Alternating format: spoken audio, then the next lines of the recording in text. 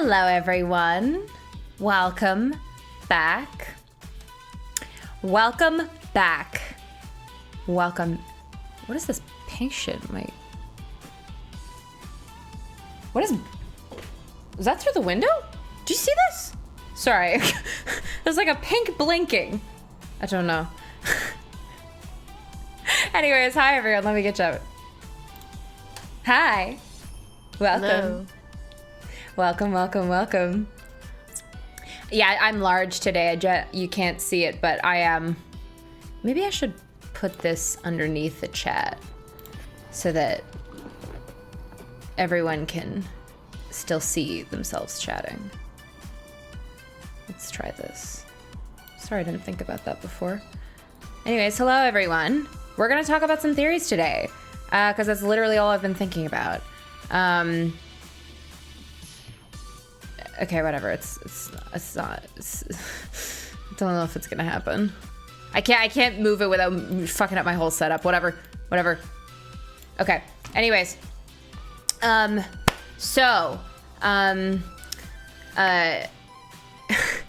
made myself humongous today because I wanted to show off my wonderful, beautiful board that I went to Staples for, because I don't have a printer. I went to Staples and I printed in color. All for this, all for you, all for the cause, okay? So yeah, we are gonna get into it in just a second here, but hello everyone. Hello Grace, JJ, Ghost Maisie, Hannah, Taya, Kirsten C, Luca, Ramen. Who else is here? Gabby, Waxenwell, Automatic Boot. So many friends here. I can never. Of puns. Welcome. Lesbian Mika, Beautiful Objection. Yeah, and whoever else is kind of lurking around. So, yeah. Astrofish, hi, welcome. Yeah, no problem. Yeah. I wanted to get the last iteration of this board. I mean, probably not the last. It might change throughout this case. But I wanted to get the last iteration of it looking kind of fun. So I had to go into the Staples. I also had to get little, cartridges for my fountain pen. I had to get into the Staples. But yeah, so if we're all ready to get into this thing, I have some, now, should I take the board off the thing and then put it back after I'm done, or just do as is? Would you guys like it to be closer? Oh, hi, Banna. Welcome.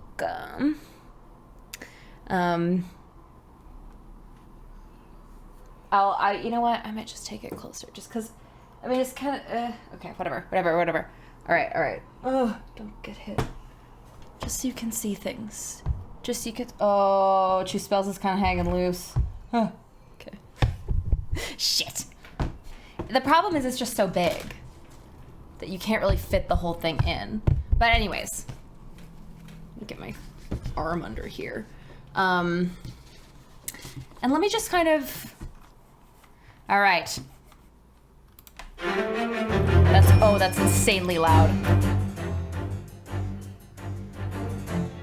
All right, so what are we trying to figure out here? What are we trying to figure out in the last fucking case of this video game? What are we trying to figure out here? We are trying to figure out, one, who is the real professor? And two, how are we gonna pin this whole fucking thing on Strongheart? Okay, so item one. Let's just go over a few of the connections we have here. Oh, hi, Abby. So a few of the connections we have here. We have, Genshin, whose autopsy, obviously Cosmo's dad, who's came to London with Eugen, Seishiro, and, Eugen and Seishiro. And then he gets blamed for being the professor. And the professor's killings subsequently stop when he kills, when he is arrested for killing Mr. Pussy Poppin' Klimt Van Zeeks over here. So, but when he is incarcerated, somebody helps him escape. They said that the Caden over here said that it was, oh god, now I need to put it lower. Caden over here says that it was Mr. Daily Vigil who helped him escape and his executioner.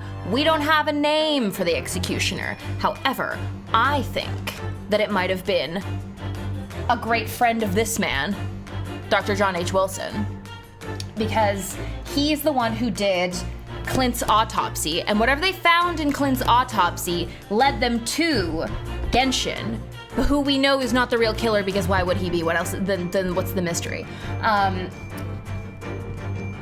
But, and here's the twist. So okay, sorry. Let me get to the twist later.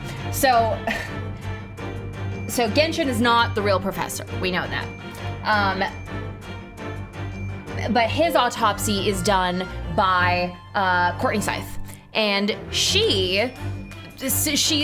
guess she isn't blamed for not realizing that he's not dead, which I don't understand how they might have done that. I still think Juliet theory, but you know, but I guess there are other ways to fake death that would fool an experienced coroner. I guess maybe the professor case was her first big one. But anyways, so she, at this time, is now in jail for killing Odie Asman, and she's not allowed any visitors because apparently, I guess she knows something. She knows something, probably about the professor case. And what else? I was going somewhere. Oh yeah. And so, speaking of autopsies, Jean H. Wilson. Yeah. Okay, sorry. Yes, she did the press host. I already talked about that. Yes, speaking of autopsies, Miss Iris Wilson. She read the autopsy that Eugen and Wilson did together, and thought that Wilson was her dad, but actually, based on the writing of the stories in the trunk, when really Mr. Him wrote the autopsy and the stories in the trunk. Therefore, he is her papa and Herlock Sholmes's fucking partner. So anyways, so that's just kind of establishing facts we already know. But so I'm thinking, okay, so if we know that this whole gang was really upset about Genshin being sort of incarcerated as the professor, because they know he's not the professor, I thought, well, maybe one of these two then, if they know it's not him. But why would the government go through so much trouble to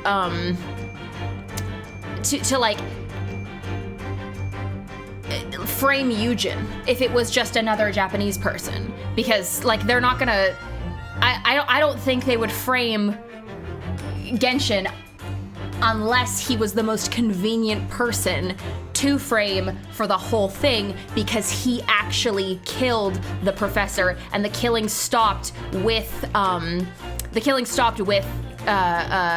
the person that Genshin did kill, because he says, I'm guilty of the crime of taking another human's life.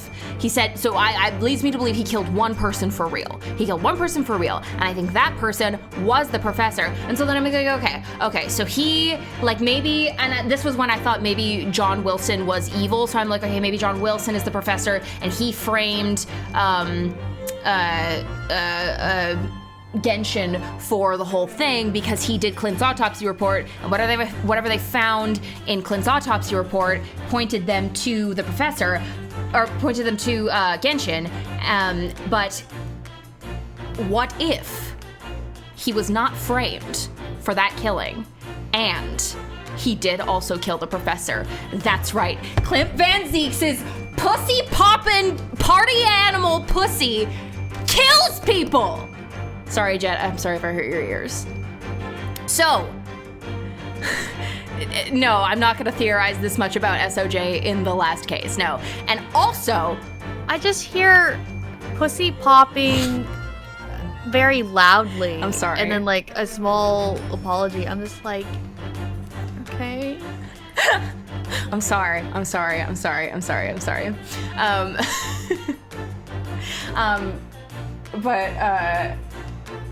yes, so if he is the professor, that makes a lot of sense, because the professor I have here on a little note card, well, my note says, has to be British, because why would they frame Genshin for the crimes of a different Japanese person? Like, why would they go through the trouble?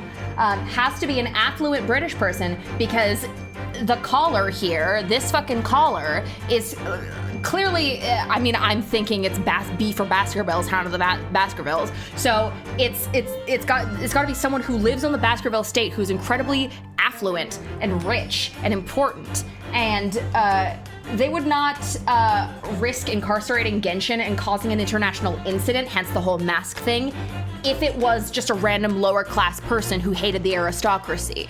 No. It's a rich, affluent guy who was a little bit based. And also, when I was looking at this, I didn't realize this until a little bit later, and I wish I had a picture of Clint, this, like, portrait of him, because if you look at his, like, you can see it a teeny little bit at the bottom there, but if you, see his, like, brooch, his like, I'm guessing it's like his family crest, because Clint, Grumpy McFuckerson over here has the same one. It's also on the top of the collar right here. I'm so mad I can't zoom in, but it's there. It's like the same, unless my eyes are deceiving me, but it looks like the exact same thing. So that was one of the big ones. The other one is that, wait, Avi, what did you send?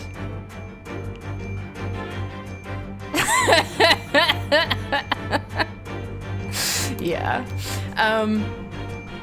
Please post pictures of this murder board on the server later. Okay, fine. So we've got, oh my god, this plant's gonna fall. Okay. Yes, okay, and then we also have Ms. Asa Shin up here. So we have, she's an assassin, obviously. She takes orders from Gregson that we learned from Grumpy McFuck. So we know that she was part of the Reaper. And she killed John Wilson. I don't know why, but I'm assuming that the Reaper, Mr. Gregson here, takes orders from the big bad who we're gonna pin all of it on, and, you know, tells him where to go, what to do, who to kill, and then Gregson just kind of organizes that whole thing, tells Asa Shin who to kill, and, like, where to do it, how to do it, whatever. And so I'm thinking that either there are two potential people she could have killed. There is this person, there is an unknown sender of the letter that made Kazuma realize that his father was framed for murder. And he says, I imagine the government took care of that person rather quickly. And so I'm thinking maybe she killed that person. And I also think that she was the one who killed Genshin coming out of the grave. Which would make the landslide not the first victim of the Reaper. It would make Genshin the first victim of the Reaper.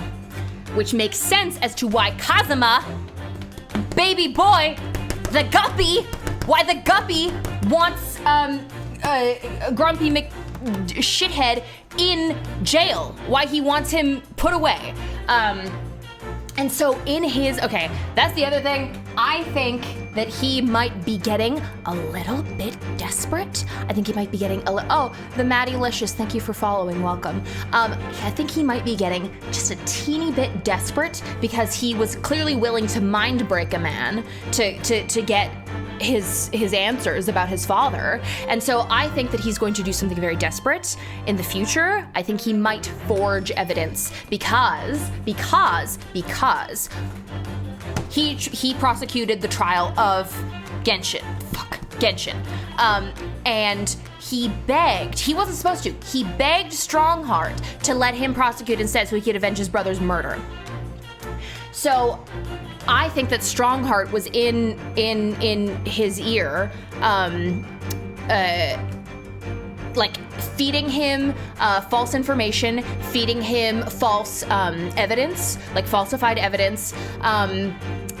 And so Mr. Man over here is like, well, if you got my dad with false evidence, I'm gonna get you with falsified evidence, and you're gonna go away forever. How do you like being, fucking put away for a crime you didn't do? And so, yeah, so, and I think I have a little, it's tentative, because I'm trying to figure out what connects all the people on the disc, right? The music box disc. So, as we know now, Asashin is a covert agent, Gregson's a covert agent. And I don't know, this is the thing, like, John Wilson is what's fucking me up. Yes, it is very dangerously pointy in the back. I have almost stabbed myself a couple times.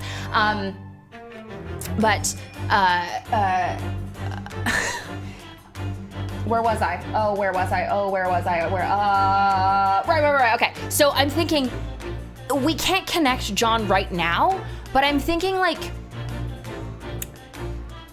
is Cosma, because I had this thought early on that maybe Cosma was being sent not as a law student, but as like a kind of a spy or something, like for Eugen, or like, because Eugen was very insistent that he go. And this was before I knew anything about his father or anything about, so I dropped that theory for a while. I was like, there's no, that he's not there for any other reason besides wanting to figure out what happened to his father. But now I'm like, okay, there's something else fucking going on here, because the disc, all these names are on the disc. And so, I think that maybe he agreed to, like, because, okay, I'm thinking maybe they all, like, he agreed to work for Strongheart as a spy, but he is acting as a double agent right now because his only real goal is to figure out what happened to his dad. So he's like, oh yeah, oh thank you, Bana. I got them a couple weeks ago, done when I went to see Legally Blonde with my mom. So she took me to get acrylics, and I got them bright pink, and now they're kind of overgrown, just a tiny bit, so I'll get them off soon, but thank you. Oh, what was I saying? Fuck. Double agent, he wants to find out what happened to his dad. But I don't know, so like if he's like acting as a spy for Strongheart, then but like totally not fulfilling on that makes sense. So and that was the other thing. So when we went into Strongheart's office that one time after that trial where he mind broke Daily Vigil, he was like, Strongheart said, the trial will proceed as instructed. I didn't think much of it, but then I thought about it. I can't remember that was his exact words, but it was something like that. So now, oh my gosh, Twitch was like, here's a log game stream to watch, and wow, I was not expecting someone this into it. Welcome. Welcome. So yes, so Asogi potentially swindling Strongheart a little bit. Very epic of him. Very sexy of him. Very hot of him. Very, very, very sexalicious of him. Sexualous. Oh yeah, and I think maybe, I can't decide if Genshin got help from Strongheart, if he got help from Caden, or if he got help from Wilson, because Caden is friends with Eugen, right? So, the music has to loop 1 second. Thank you. It kind of would make more sense if he got help, if he didn't get help from Caden, because Caden, let's talk about the Asogi papers. Where did my Asogi papers paper go? Did I drop it? It's right here. Okay, so last will and testament of Genshin Asogi. It goes missing. But then Caden is just able to produce it for us later. He's just like, no, they didn't go missing. They were exactly where they should have been. And here they are, and you can have them, but don't talk about them. So So I think that he could not find the last will and testament of Genshin Asogi, and just replaced them. And I don't know why he was trying to find it. And I think it's because that's the other thing, lending to the idea that Genshin might have killed the real professor, is because he was not allowed any writing utensils or paper in his cell. So Sato was like, well, maybe so he couldn't leave a written record of what had happened to him. And I think that's true. Always believe Susato. Always, every time. So, so they didn't want him recording the true name or identity of the professor. And Genshin describes the Asogi papers as his last weapon, his lifeline. And I don't know what that means. I've been thinking about it, I've been racking my brain, and I don't understand. But what I do want to know is who has it now? Who has the last will and testament of Genshin Asogi, and who helped Kaden replicate a new copy, because the new copy is in Japanese. And Kaden's like, I don't understand it, unless Yujin taught him some Japanese. And so he does know how to do that. But who's to say? See, that's why I cannot decide which side Kaden is on. And Kaden was the one to refer to them as the Asogi papers. Everyone else was calling them the last will and testament of Genshin Asogi. So I want to know where they went and who has them, and how they got out. Because, okay, Genshin was allowed all of his personal effects in the prison cell with him, which is weird to me. However, it's possible because, okay, so all of the possessions were to go back to Kazuma, right? So I don't know if he hid that within his belongings, but like, wouldn't they have searched them or something? Like, it seems a little weird. And if they're looking for the Asogi papers, why would they not look within his personal stuff? So I don't know. But what else did I want to talk about? Oh yeah, did Shom steal a baby? Did Shom steal a baby? Or did Yujin say, hey, this is the lady I fucked and she's pregnant, but I have to leave and go back to Japan? And then Herlock was like, can do. I'll keep an eye on that. And then the baby gets abandoned? Iris gets abandoned? Yeah, Shom's voice, whoa, there's a baby in this dumpster. Exactly.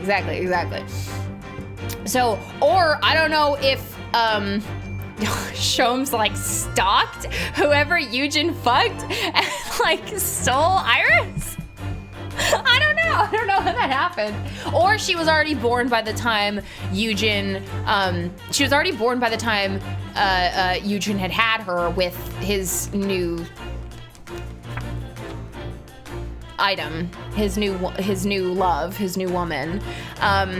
Jealous ex Shom's canon.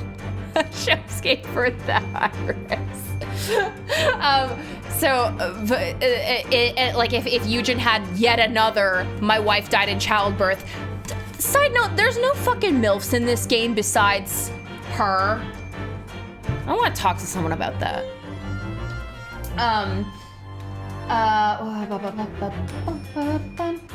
Oh, right, she spells. Okay, I was looking at her and I was looking at Asa Shin, and I noticed they both have giant hats.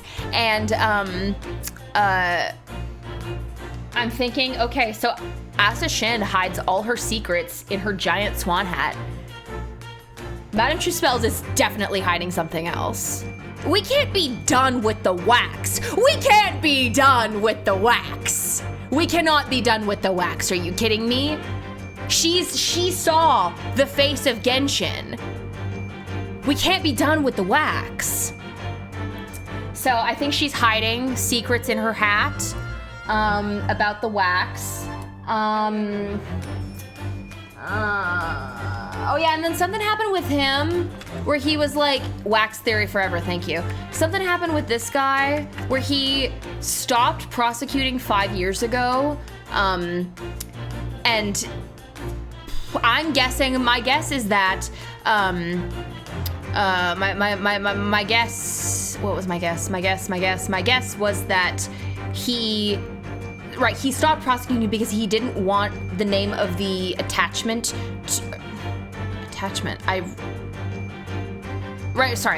Not name of attachment. Oh my God, name of the Reaper to be attached to him. My God. Okay, so I shouldn't read chat and talk.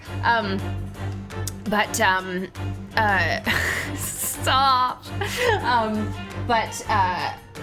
So I think because he's also been, that's how he knew it was Gregson. So he's got to be, had to have been spending those 5 years researching the Reaper and trying to figure out who it was, because it's not him. But I also am confused on that because he's like, why would I say anything? If it keeps crime low, I'm happy to do my duty and be the Reaper of the Bailey, hated by all of England, blah, blah, blah. You know? So, like, I don't know why he was gonna out Gregson as the Reaper, but whatever. Who didn't I talk about? Oh, right. Sorry. And then we also have to figure out who actually killed Gregson. So I think because, so, oh, Maddie-licious, no, you're fine. No, I'm almost done. We're 7:04, we're almost done, it's fine. So, Genshin was, for the Reaper case, was working alongside Gregson.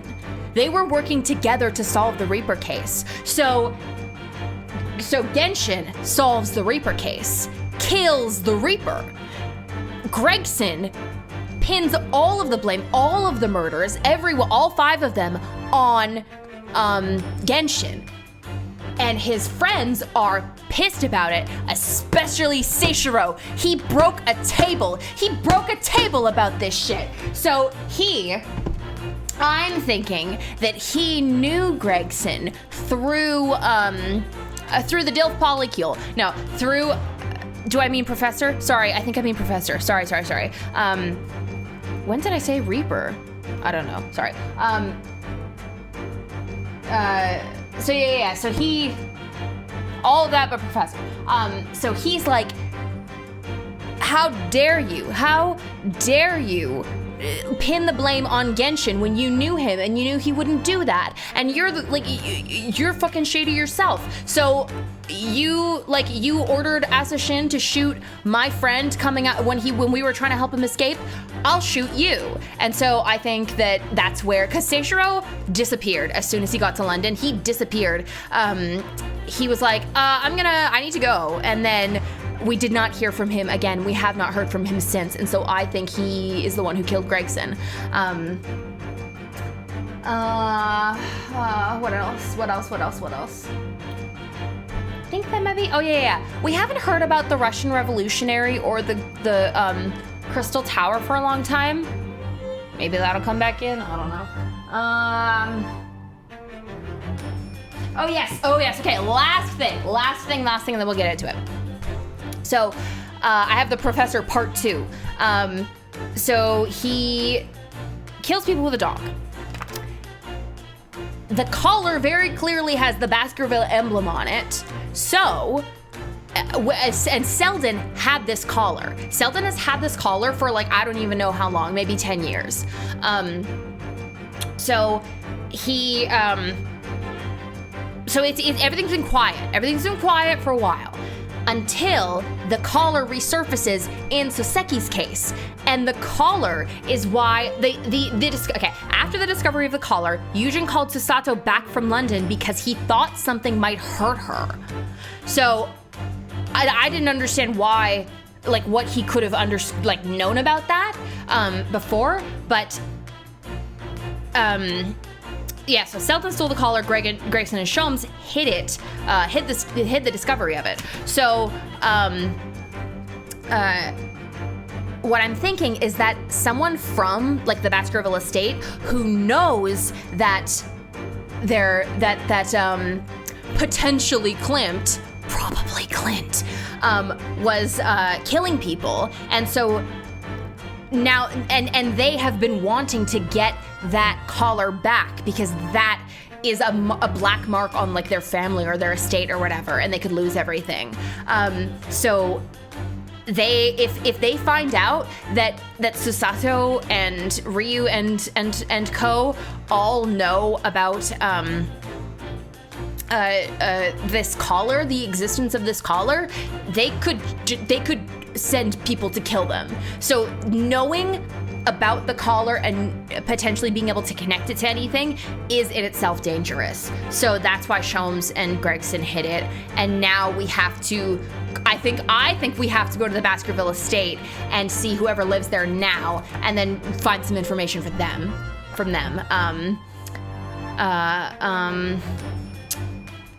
Or maybe it's abandoned or some shit, I don't know. We also have to find an abandoned warehouse with a freezer in it. I don't know if it has to be an abandoned warehouse. We just have to find a place with a fridge, because Gregson had to be chilled somewhere. So yeah, I think that is it for now. Please also do look at these little Nyasks that Cole drew for me a while ago. He's got no thoughts. Yeah, I think we're done there. Let's fade the music out.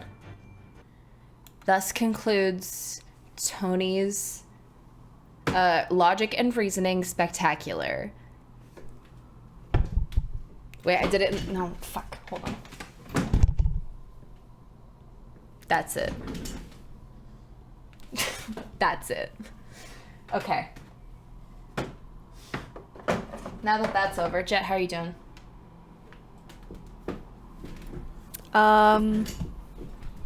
You okay? Fine. Cool. Yeah. Great. I was just reading. Yeah, no, that's fair. I would also not want to listen to me ramble about that for literally half an hour. I just like, I drifted in and out. No, yeah, you're fine. I was just gonna tell you that like sometimes it's a lot simpler than. What do you mean? What do you mean simpler? I connected all of it. I went to Staples. Okay, but sometimes Staples can be undone. So, like, I'm just saying that, like, yes, you put a lot of thought forward, but also sometimes the answer's just sitting right in front of you. You do have a habit of overthinking things, Tony. I do have a habit of overthinking. So I'm just letting you know now, like, it's amazing the kind of world that you've, like, hypothesized and theory craft. It's great! You know, I'm glad you're using your brain and that you're unabashedly sticking to it. However, there are some things about it that is just, like I said, some things are just plain and simple. I went to Staples. Well, great. You went to Staples. I went to Staples. What about this could you possibly refute? Listen, what could be simpler? What could be simpler? I'm trying to figure out what here could A lot of things can be simpler, Tony. If you would go back into the VOD and review all the things you said just right now, I swear if you think just a little bit harder about it. You said that I think too hard. I mean, I'm saying like thinking harder in the sense of thinking simpler. Do you know what I'm saying? Yeah, but I don't know. So let's take all this stuff and let's apply it to your gameplay today, okay? Okay. If you've solved it, if you think you solved it, I want this game done by tonight. Oh, shit. Okay. A challenge. Let's go. You've given me an ultimatum. I'm hard stopping us at 10. Yeah, that's fair. Because you got work tomorrow. As crazy as that was, at least she didn't mention Dilf Clint. Dilf Clint was a moment of... That was a moment of weakness on my part in which I just really want to give people, like, kids because I think it's funny. I think it's funny. I don't know. Also, we are kicking John Wilson out of the DILF polycule because he's not actually Iris's dad. Eugen is a double DILF.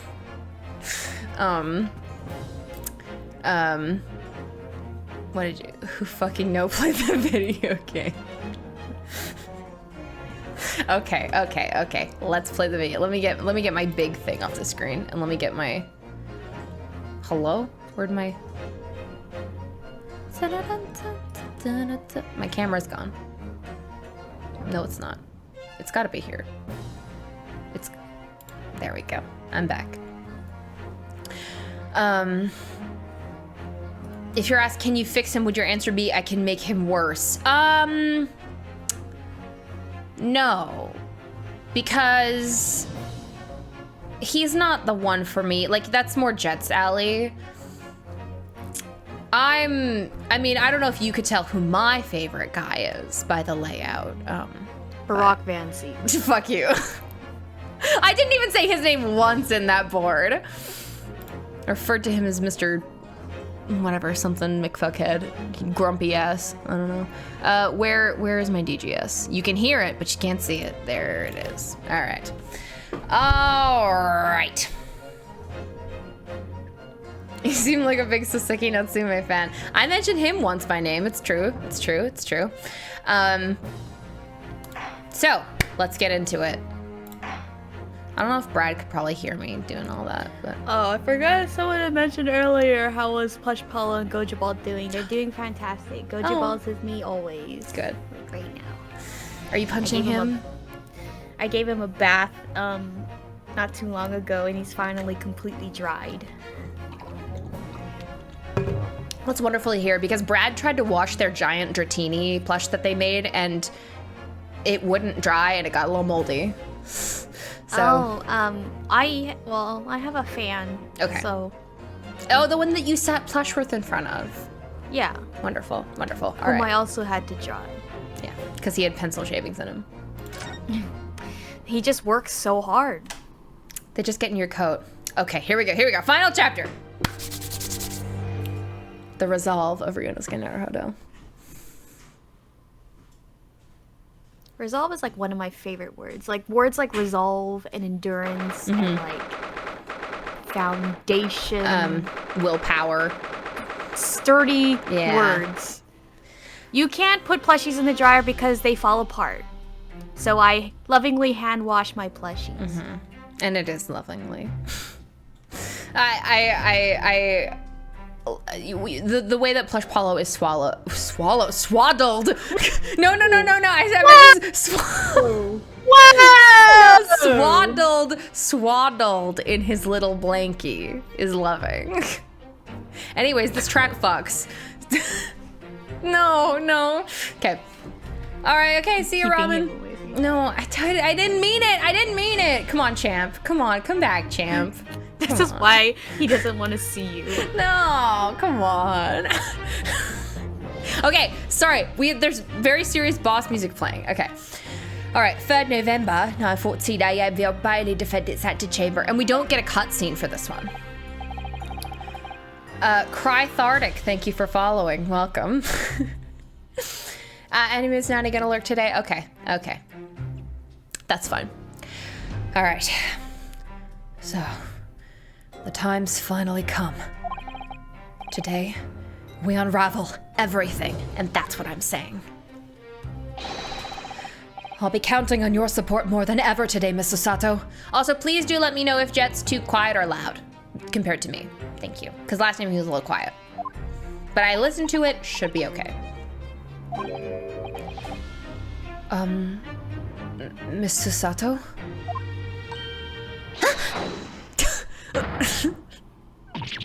Oh no! What's the matter, Mr. Naruhodo? Nothing? I was just saying that I'll be relying on your support today, but... I'm so sorry! Of course, I know I can be rather incompetent at times, but... Don't talk about yourself that way. You're literally the backbone of this entire team. I shan't let you down. Would you mind helping me to my feet, then? Oh dear, I'm really very sorry.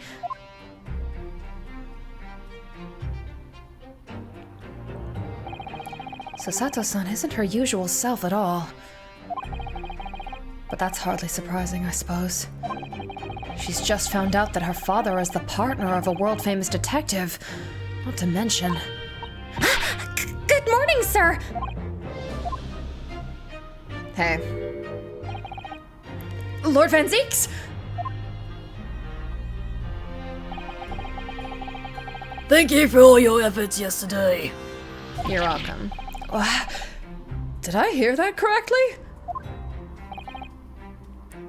What? Oh, no, nothing. Just... I hope we can clear things up today. I really can't make this man out. His face says, I hate you, but his words are almost jovial today. Oh, we're gonna ruin your life. Oh, I'm so sorry. When the news about Clint hits. In fact, he hasn't been very Reaper-like at all since this all began yesterday. Lord Van Zeeks isn't the Reaper, Mr. Naruhodo. Good point. The Reaper? I suppose in hindsight. Oh, I shouldn't have allowed that misconception to go unchallenged. Huh? It was my tacit acceptance of that pseudonym. My failure to stop the Reaper becoming something more than a mere legend that all led to this. But you're not to blame for that, Lord Van Zeeks. It's only because serious crime in the capital dropped off so sharply when the public started calling you that. That's why you didn't say anything, isn't it? To be frank, I'm not sure that was the sole reason. What do you mean? There was a rumor at the time that the Reaper's really the ghost of my late brother. Which I thought fucked. Which I was really excited about. That having been slain by that evil killer, Clint's restless spirit returned as some sort of demigod.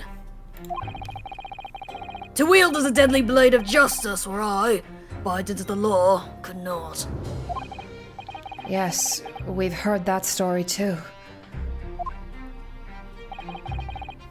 When I lost him,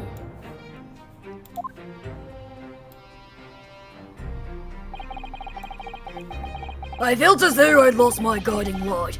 I didn't know where to go or what to do. And see, like, I feel bad for him in this sense, you know? And so, in some small way, I wonder if perhaps those rumors made me feel his absence a little less keenly. I see. Oh, okay, so he's like sitting here like, well, at least my brother is here, even if he is killing people.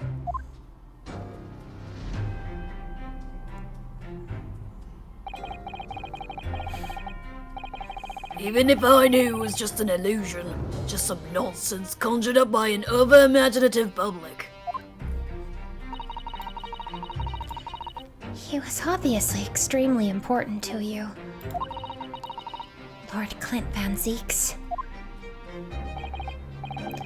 Well, what's important now is uncovering the truth. That's all that matters. That's all that matters. At least my brother is here as a ghost aunt. No. No. I know that you didn't take anyone's life.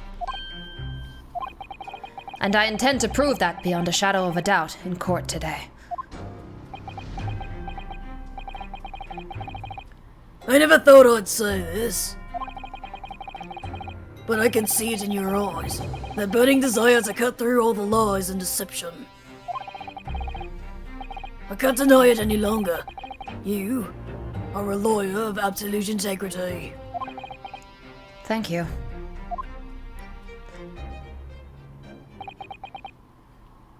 Now tell me, why do I detect a sense of expensive tea leaves in the air? Iris? Iris!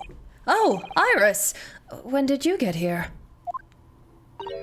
Oh!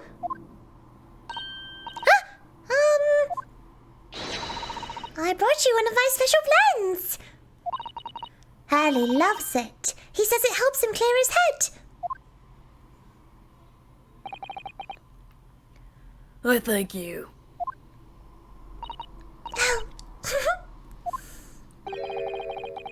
That's surely the first and last time I'll ever see a sight like this. You seem different today, Iris. Huh? Sort of subdued, I suppose. I am not. What happened yesterday is obviously still playing on her mind a lot. She's clearly very troubled about having stolen that autopsy report from Dr. Scythe's laboratory. All right then. Good luck to you both. Look at Tony holding his little what? His little cock entire pussy pops loud enough to... What's going on? Why did you do that with Barack? My God, Avi. I have to make a move now. Oh, you're not staying? I thought you'd want to watch today's proceedings. Well, I'd like to cheer you on, obviously. But I've got lots to get ready. Get ready? For what? Oh, yes. Oh, sorry. Oh, yes. Would you take this? Hallie, isn't that one of the little felt dolls that's usually dangling from your knapsack? Yes, it's a lucky charm. A little Hurley that I made once. A Hurley? It looks more like a Harley to me. Aw. So cute! If for some reason you completely run out of options in the trial today, then just pull this little Hurley's ears as hard as you possibly can. What? Pull his ears? That's right. It's a way to bring good luck. I think you might need it. Alright, Iris's lucky charm. You think what we'll need is luck? No, what we need is a board! I just sneaked a peek inside the courtroom. And it seemed very different to normal. Yes, it would seem that a certain someone has decided to pull out all the stops. Strong heart, strong heart, strong heart! What does that mean? What we need is a trip to Staples! Exactly. What about Mr. Sholmes, Iris? I don't know. He was out all night and he hadn't come home by the time I left morning. Sorry. And he hadn't come home by the time I left this morning. Oh, I see. Was Professor Mikotaba out all night too, do you think, Mr. Sato? Yes, it would seem so. I telegrammed the hotel this morning. And apparently they didn't come back to their rooms last night at all. They? Well... Seishiro. Father and Judge Jigoku, I mean. Judge Jigoku too? That's right. Nobody appears to have seen either of them since yesterday. So Sholmes and Mikotaba were out all night, huh? Counsel for the defense had the defendant. Court is about to be in session. Please make your way to the courtroom at once. Good luck then, Runo. Good luck, Susie. Yes. Thanks, Iris. And you, Mr. Reaper. I hope it goes well. Why she sounds so nice to him? Once again, I thank you for the delicious tea. It was very soothing. Oh, I'm so glad. We must go inside now, Lord Van Zeeks.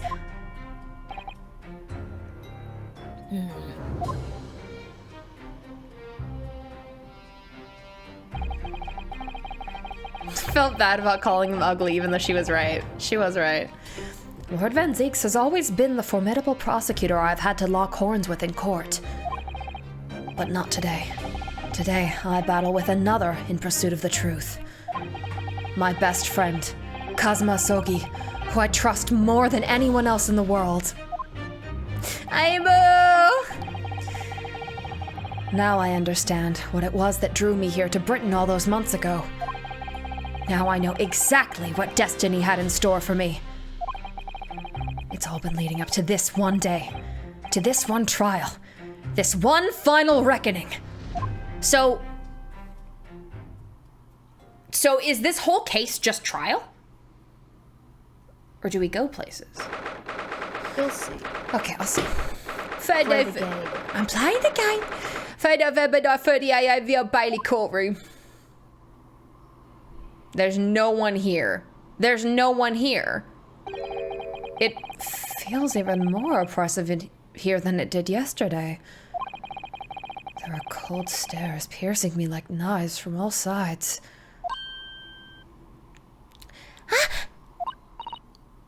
Mr. Naruhodo, look!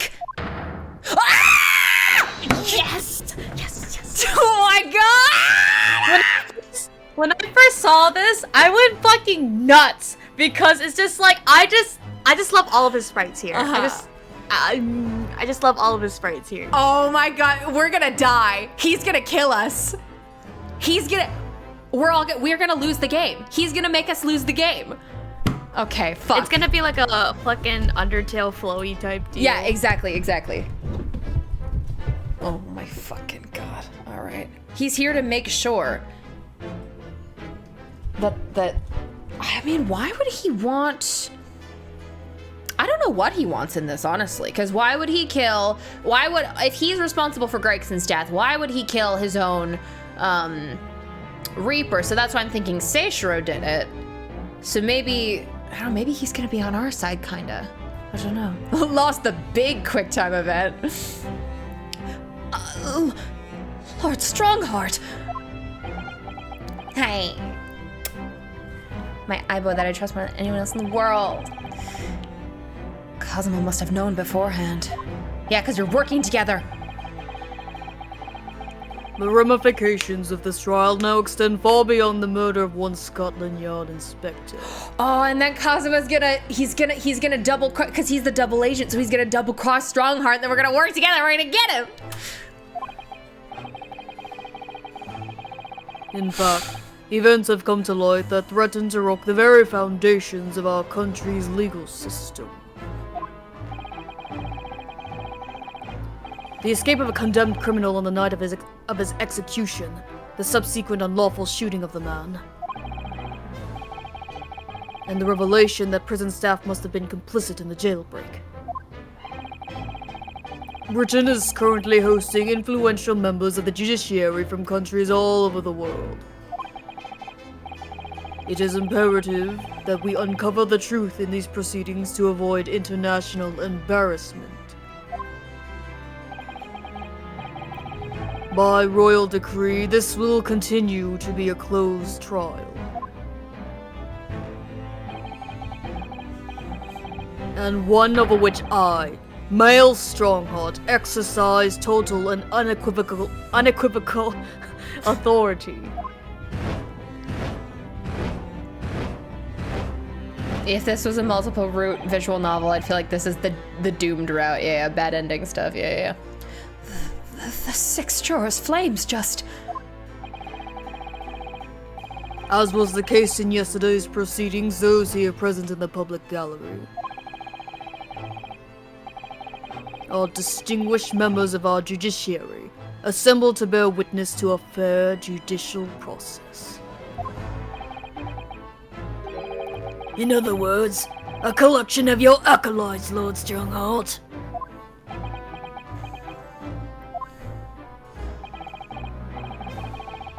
On a personal note, I find this most distressing, Lord Van Zeeks. Oh damn.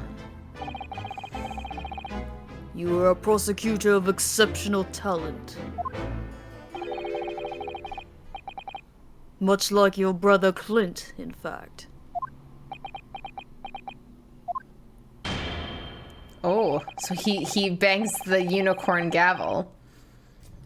In the name of Her Majesty the Queen, I hereby declare this court to be in session. Sorry. For the trial of Brock Van Zeeks, who officially stands accused of murder. New music.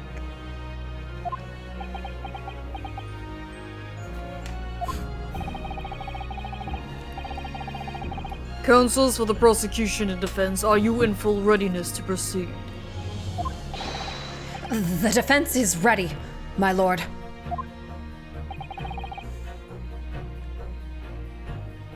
As is the prosecution.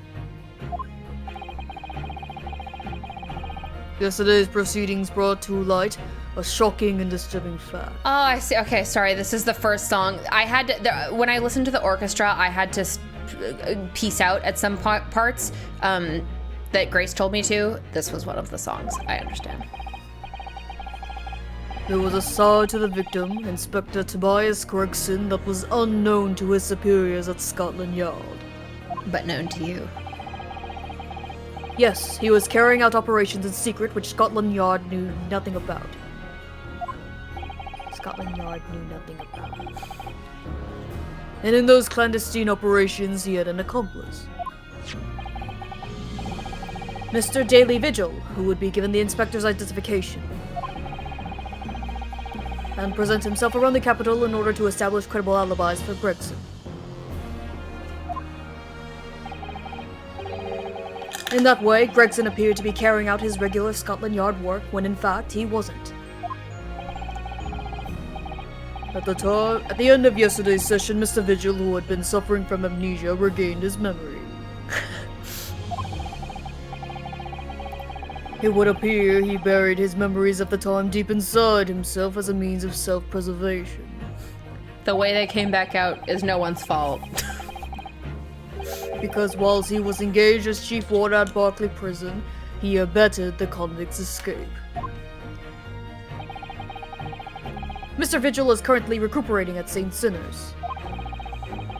He's recovered enough to give a signed statement about his movements on the day prior to the incident. He's formally admitted to posing as Gregson whilst investigating the Red-Headed League. Which brings us to the crucial issue of the victim's time of death. The defense yesterday proposed a suggestion that the victim may have been killed one day earlier.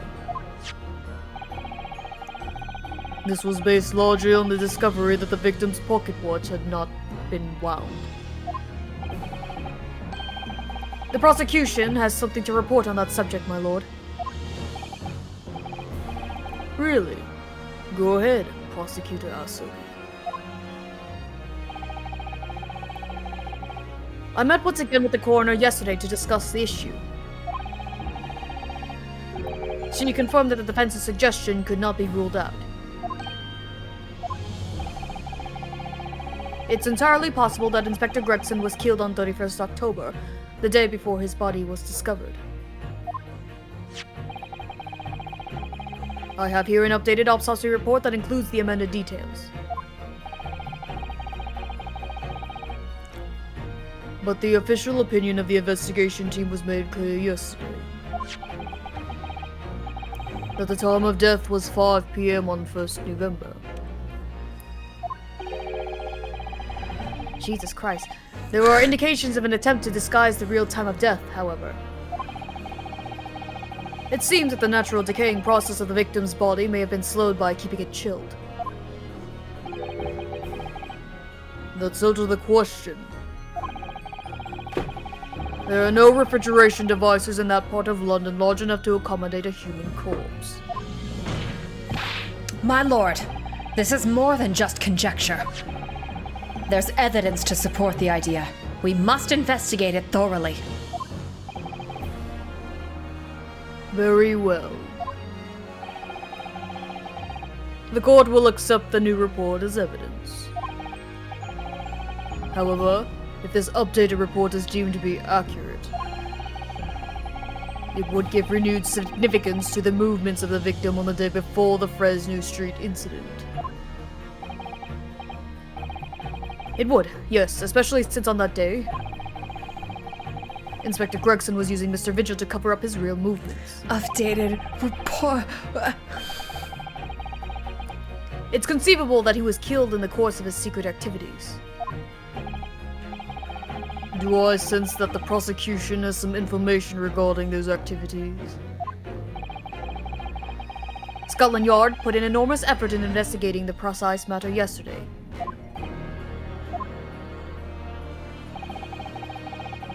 I think we should begin by presenting the results of that investigation work. Oh, they found that,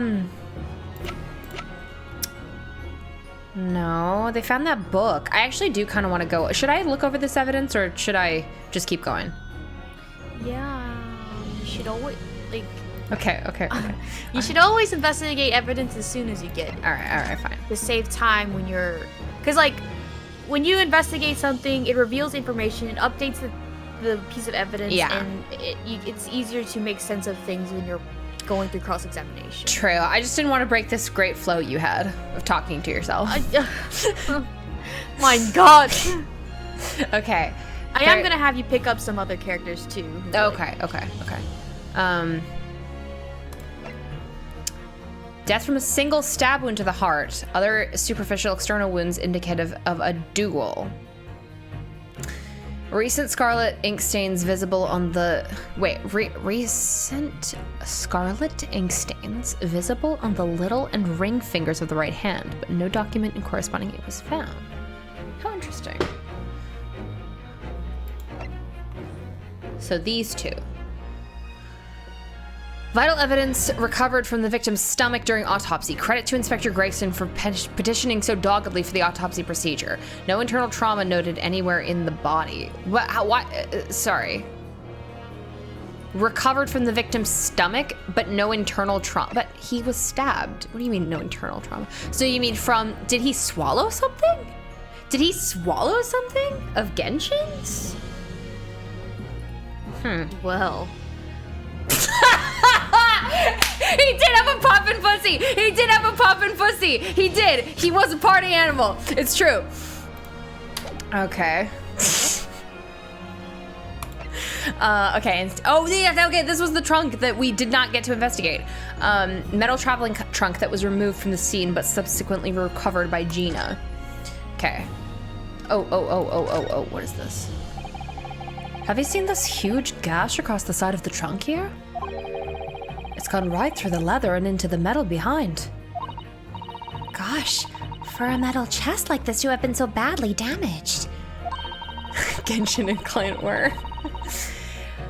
Whatever made the gash must have struck the side of the trunk with considerable force. Maybe like a passing carriage or something? I wonder how it happened. Can we open? Can we open this? Please? Let's have a look inside.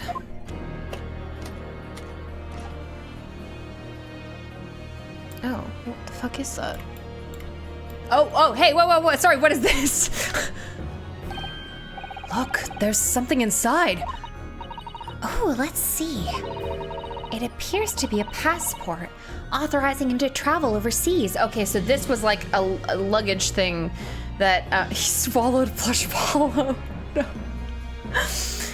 Okay, so this he was gonna go to France. Was Inspector Gregson about to go on a trip abroad then? Perhaps the date of departure might tell us something. That was... Oh! What is it? It was for travel on 31st October. Just one day before the incident. What? Really? Okay. A document that was in Inspector Gregson's possession. It was issued for travel to France the day before his body was discovered. Gregson went to France the day before his body was discovered? So he was in France? Oh, there's blood. Sorry. Hold on. Okay, there's that thing and then there's this fucking blood here. Look at this dark stain here. Do you think... Ryu, you say do you think every single time. Every single time they say do you think. Yes, I'm afraid so. I think it's blood. Ugh, I knew you were going to say that. So that presumably means... that this was present at the scene when Inspector Gregson was killed. It's the most logical conclusion, yes. Avi. To think Gina's been carrying this around with her. If you didn't know any better, I suppose it does look like a grease stain from all the fish and chips. It doesn't. Okay, let's see what the fuck this is. It looks like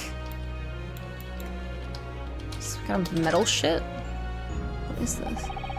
Do you see that? There's something stuck in the side of the trunk here. It's glinting. It looks like a fragment of metal of some sort. But it's wedged in so tightly I can't remove it. Well, don't cut yourself. You better leave it, I think. Well, so we're not just... Okay, we're just not gonna talk about that? About how there's blood on it and there's a piece of fucking metal shit over here? Alright. I can't even get really a good look at it, like...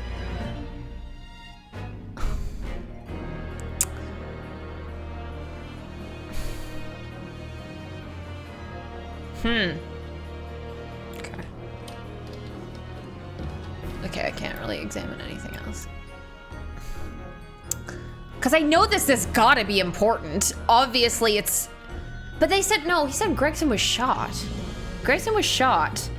So, then what the fuck is this doing here? Okay.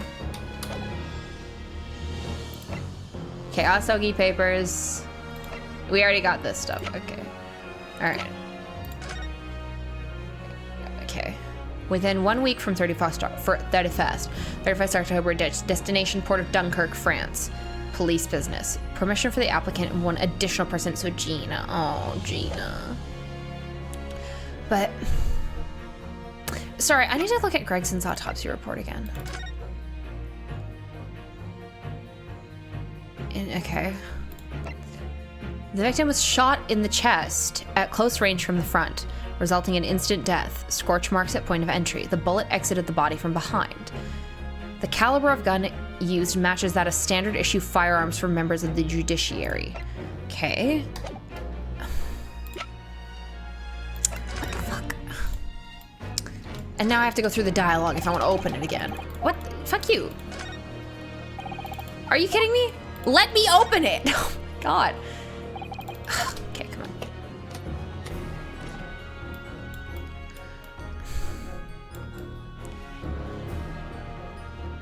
Like, is that like a slash from something?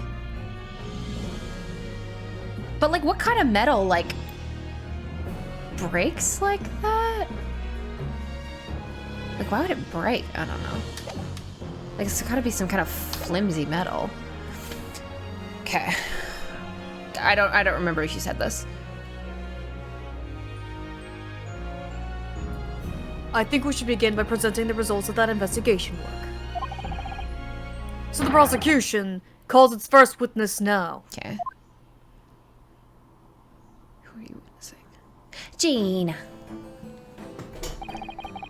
State your name and occupation for the court.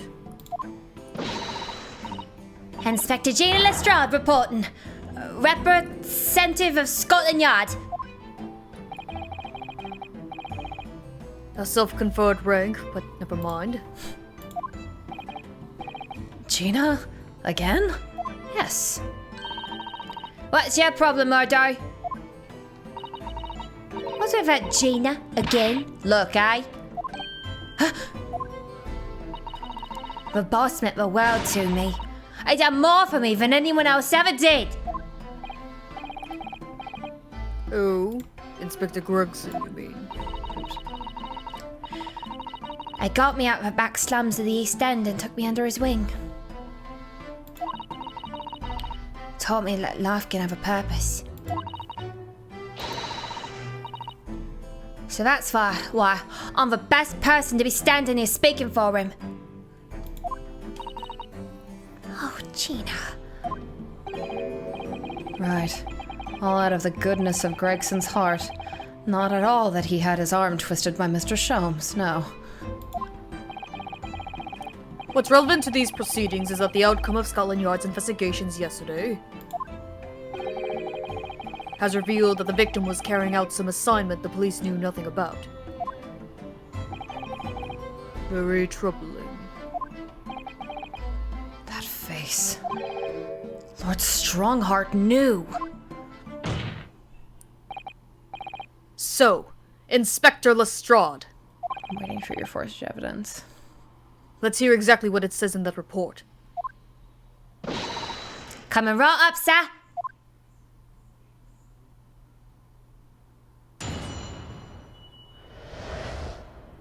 Alright, victim's movements. All your detectives are supposed to follow orders and investigate what they're told. But a little search of the boss's office turned up a notebook that had a load of secret meetings in it. According to that, the boss was looking into some smuggled goods dealings that day. Looks like it was a big job and all, but the coppers weren't onto it yet. What matters most is, there's witnesses what saw the Reaper at the place too.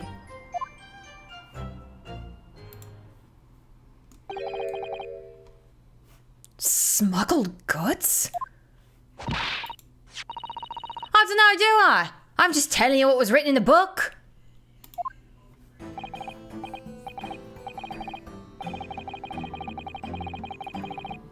Tobacco, tea, spices, medicines, goods of all sorts flow into London by legal channels from across the globe. It's well known that they're disposed of at regular black markets that take place in the capital. But the police are rarely able to locate them in time. So Inspector Gregson was investigating one of those black markets? It's been suggested that high-ranking government officials may be involved. Sorry.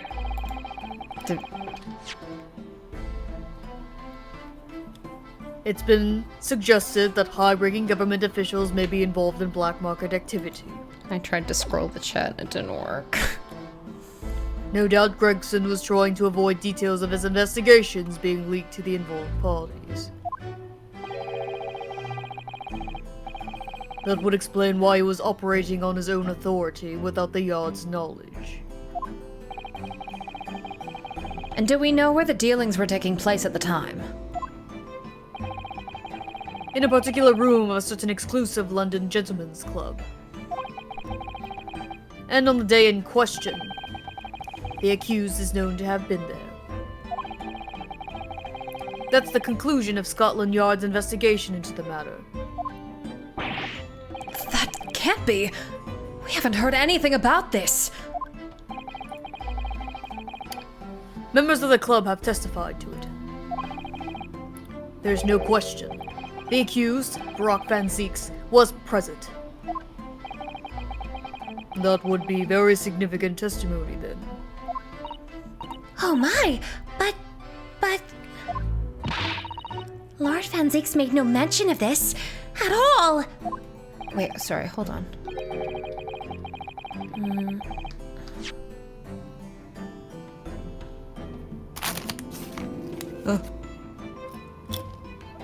Are you eating? No. I'm sorry. Okay.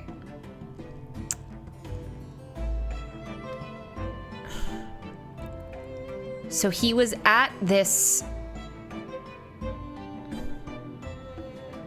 But we know that he was in France.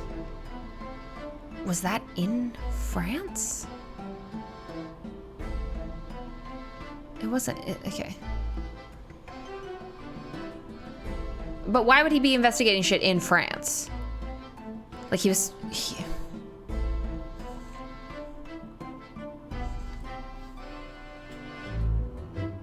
He was in... Is this the forged evidence of Sogi? Are you lying to me?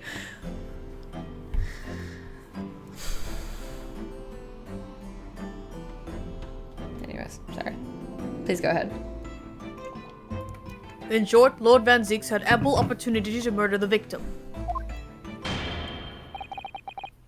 Very well then. Counsel for the defense, begin your cross-examination.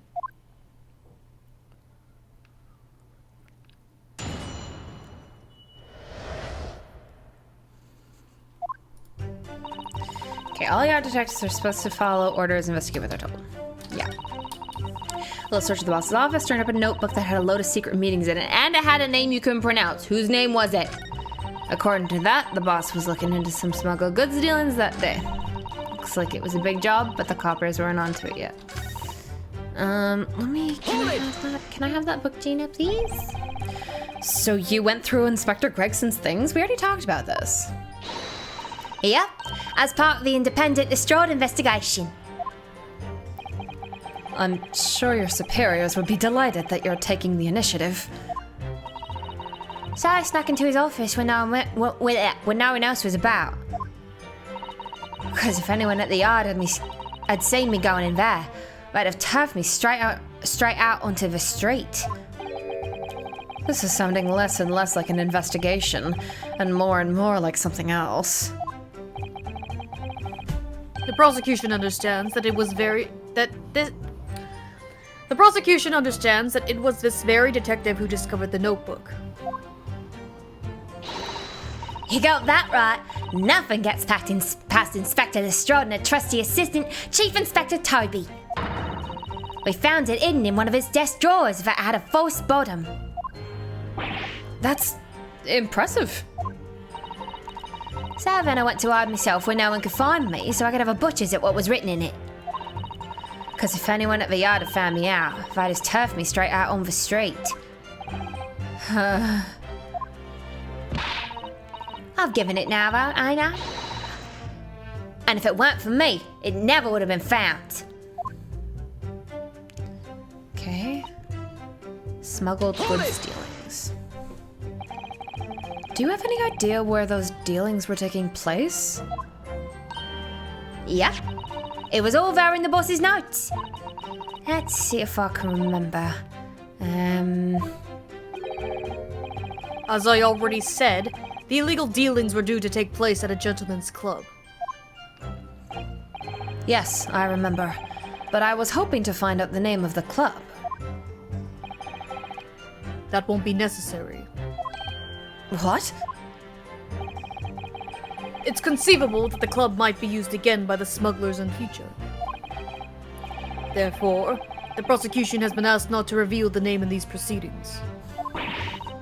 I don't know what all the fuss is about. It's right here. All I've got to do is read it out. And I could too. I've got this reading game buttoned up now. Can I show you what I can do? Go on, what's the arm? The judge hasn't signaled his objection yet. I could try to find out. What should I do? Insist. I want to know. Tell me. This is a closed court. The proceedings are confidential. There shouldn't be any possibility of the information being leaked. As I explained, there's some possibility of politicians being involved in this affair.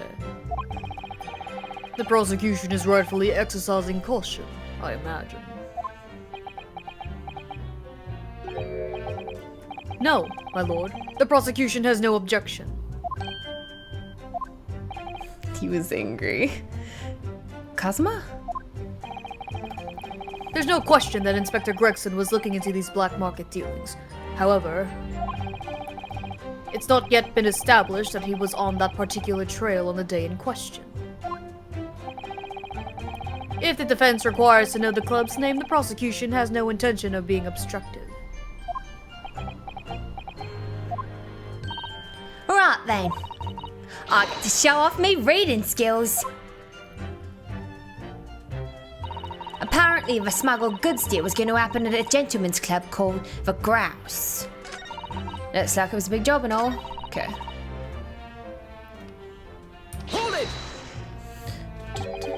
The Grouse? What sort of a club is that? I ain't got the foggiest. Clubs aren't exactly my thing. But I am kind of curious. They're not places where a foreign student like you would be readily admitted. Have you looked in the mirror recently? I tell you what, me and Chief Inspector Toby could go in undercover. Could you though? I could pick out a few good marks and see what else I could find while I was in there. I really don't think you should go picking out anything. Anyway, that's where these black market dealings were going to take place, is it? Yeah, it's gotta be. That's what the lower ranking detectives at the yard reckon. Says the even lower ranking detective.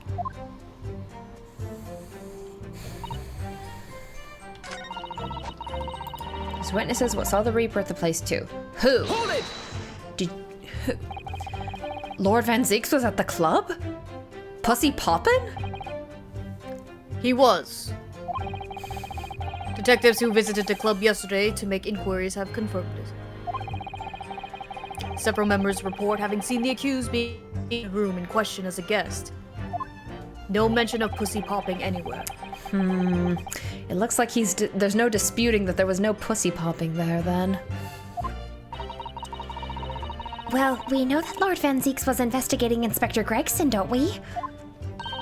Perhaps he'd already discovered the inspector's secret notebook. Which led him to the club, you mean? Maybe. Oh, excuse me, sorry. Presumably, then, there are also eyewitnesses who can testify that Gregson was there?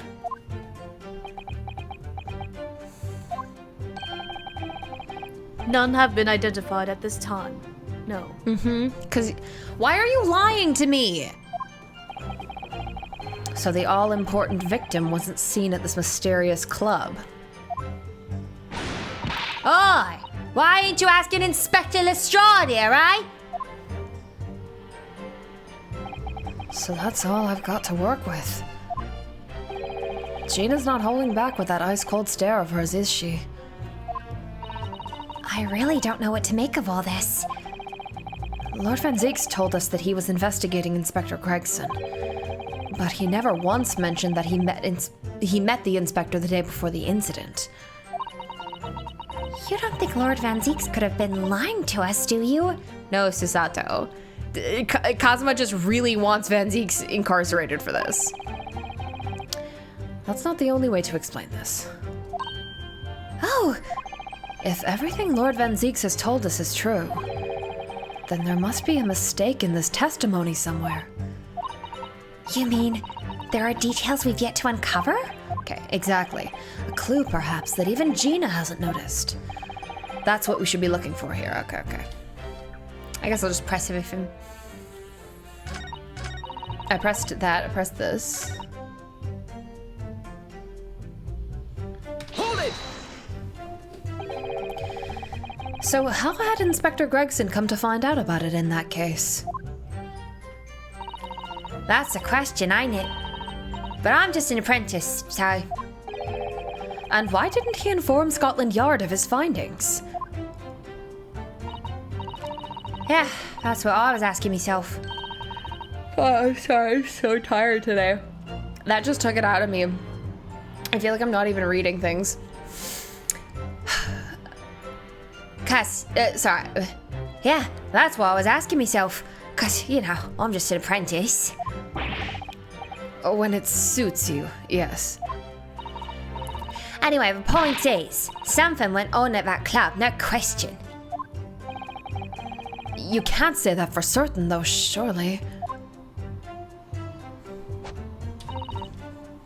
Okay. Hold it! So, you follow orders, do you, Gina? Nah, not me. I'm above all that, see? Oh. The boss always had special orders for me.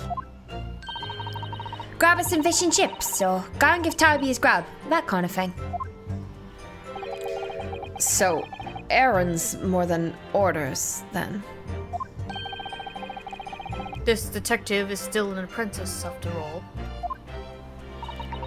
Yeah, well, this apprentice ain't one to sit around and wait to be told what to do, even by the boss.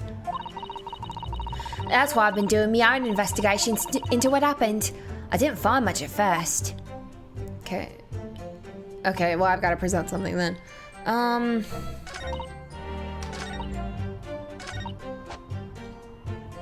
So the Reaper. Okay, what have I got? What have I got in here? What have I got? What have I got?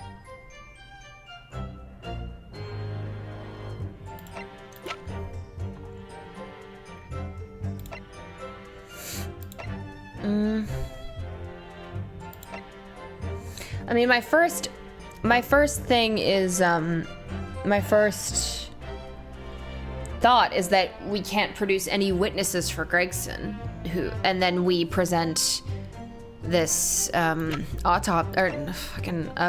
of his. I'm still thinking about this fucking trunk.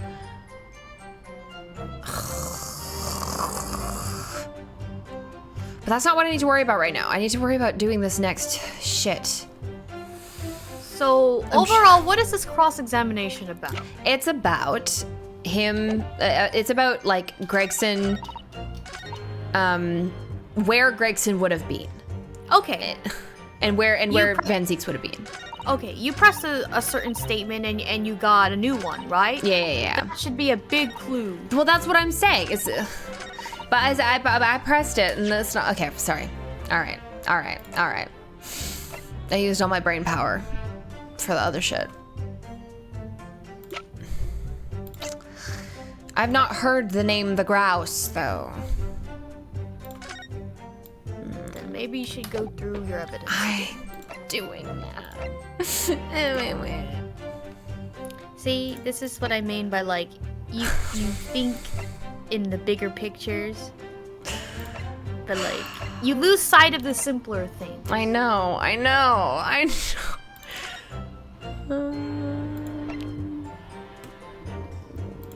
Okay. Oh my god. Dunkirk. Okay. Is this? Hold on.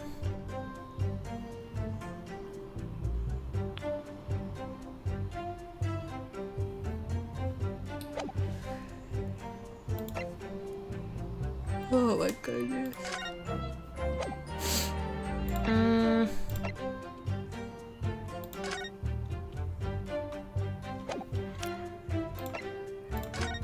Okay.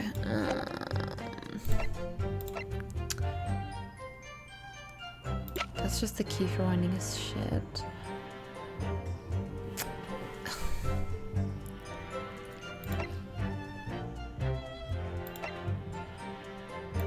Okay.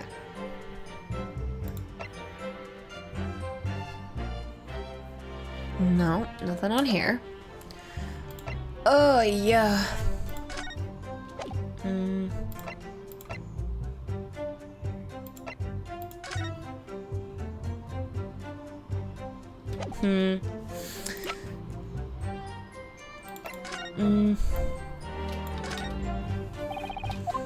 I just want to open it. Ryu, I just want to open it. Please.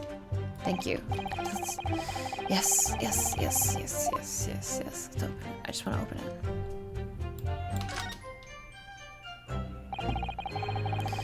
Okay, looks genuine. Yeah. There's no doubt this is really Inspector Grayson's identification. Alright. Identification 997. Okay.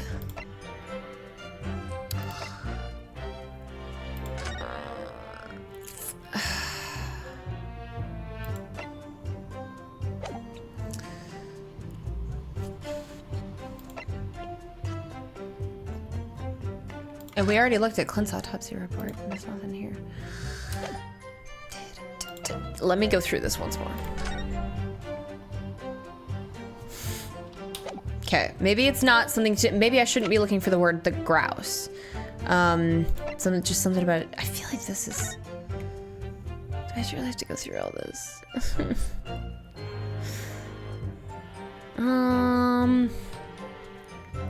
Mein Gott. Ugh. Smallpox is at an all-time low. Thank God.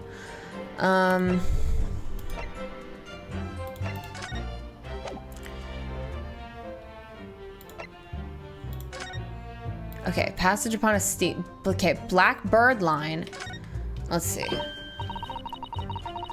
Steamship ticket. The SS. Oh, the Oh, Jesus Christ. Tony, you're like, okay, I said like go through all your evidence. You go, yes, okay, fine. You meticulously click on each one and then you skip over this one, but keep continuing to look at every other piece of evidence. And I'm just like, oh my god. I'm sorry. I don't know how I do this all the time. I don't know how I do it. It's like you're doing it on purpose. I'm It's not. like I'm you, not. You have the walkthrough open. You're doing it on purpose just to make me squirm and gnaw on the bars of my cage. Why would I do that? Because you hate me! I don't. No. Okay. Fuck. All right. So okay. Greg. Okay. So. Okay. It's called. Okay. It called at Dunkirk. Okay. Here we go. So doesn't this kind of implicate Van Zieks though? Because if he was on the boat and Gregson was also on the boat.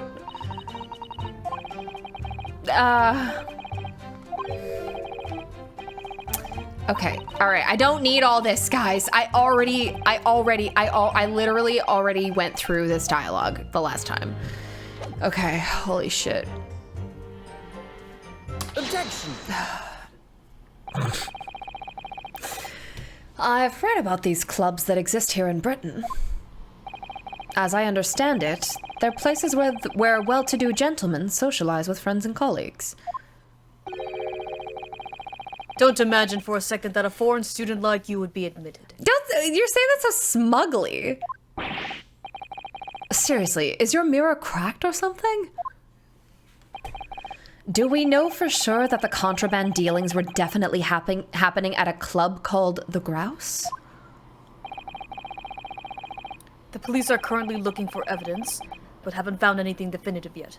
So if that's the boat that was on... Oh, sorry, when was the ticket issued for? Let me just go back. We don't know, and I have to go through all the dialogue if I want to know. Whatever, I want to know because I want to see if this implicates Seishiro. Okay, same ship ticket, first class cabin, Yokohama departure 11th September, London arrival 1st November.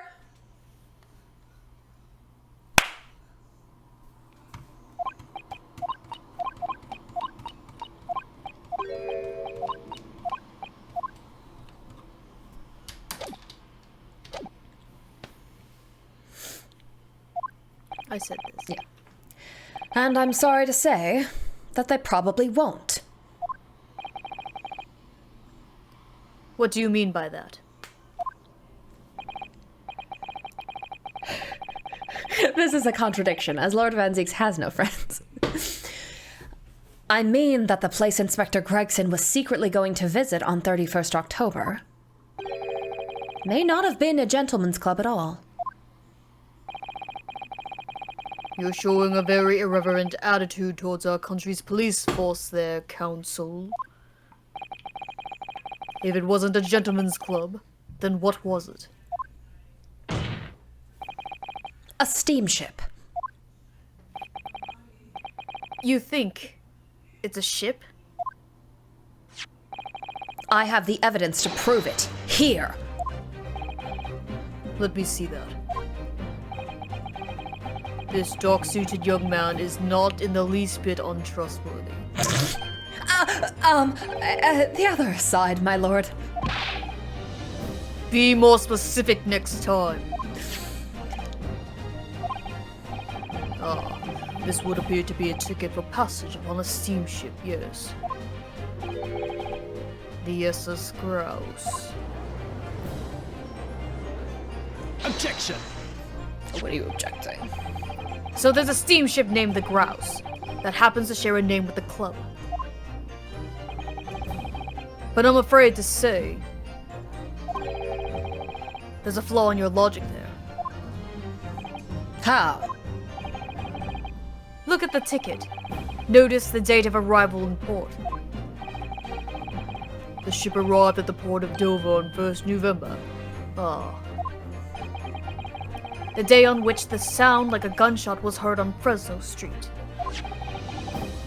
In other words, on the day in question, here, 31st October, when the victim was on his clandestine mission, that ship hadn't yet docked on British shores. You can get a little boat. Cosmo, you can get, I know you were, no, you were awake for when Miss Ma'am, whose cat you tripped over, came onto the boat and on her little boat. You can get a little boat.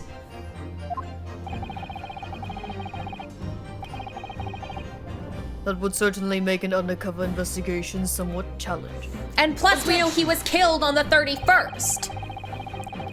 The fact that the steamship hadn't yet reached Britain substantiates the defense's assertion that the victim was investigating the SS Grouse on the day in question. Then show your evidence for that assertion. Very well. In that case, counsel for the defense, present your evidence to the court now.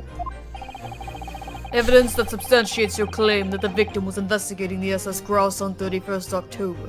Okay. That the victim was investigating the SS Grouse on the 31st of October.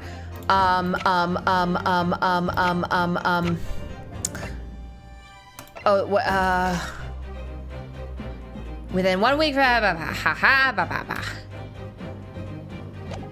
think this is it. Take that! What's this? A passport for travel issued to the victim.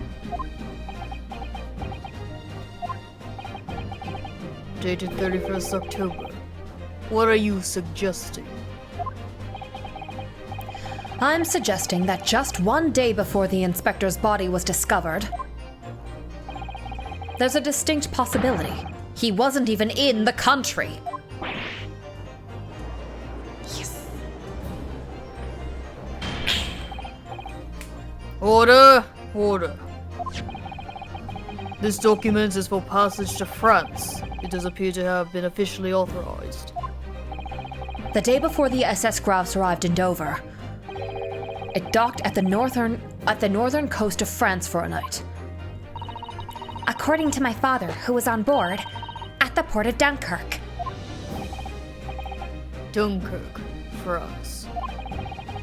What could possibly have taken the victim there? What are you? I'm impressed. Ryunosuke Naruhodo. Well, thank you. I certainly didn't expect you to get your hands on that passport. Oh, so you fucking knew about it? Oh my fucking god. What?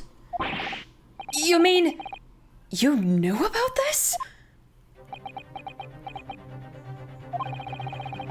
The prosecution's strategy for this trial has been laid down by the Crown Prosecution Office. Right, because Strongheart was like, the trial will go as I plan.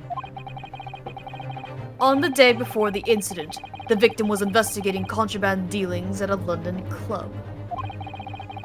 That's the outcome of Scotland Yard's investigations, and the line of the prosecution has been asked to follow.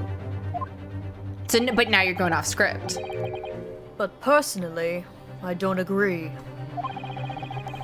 I think the prosecutor's office is trying to hide something. I mean, I don't know, man. What? And now that you've expertly disproven their assertion, I intend to reveal what I believe that something to be. What are you playing at, Prosecutor Asogi? A courtroom is a forum for the truth, my lord. Okay. Which is why it's my duty to present all the facts, without exception. Let me guess. This was your intention from the outset, wasn't it? The reason Inspector Gregson secretly made his way to the steamship docked in France on the day in question was to carry out a mission for the Reaper.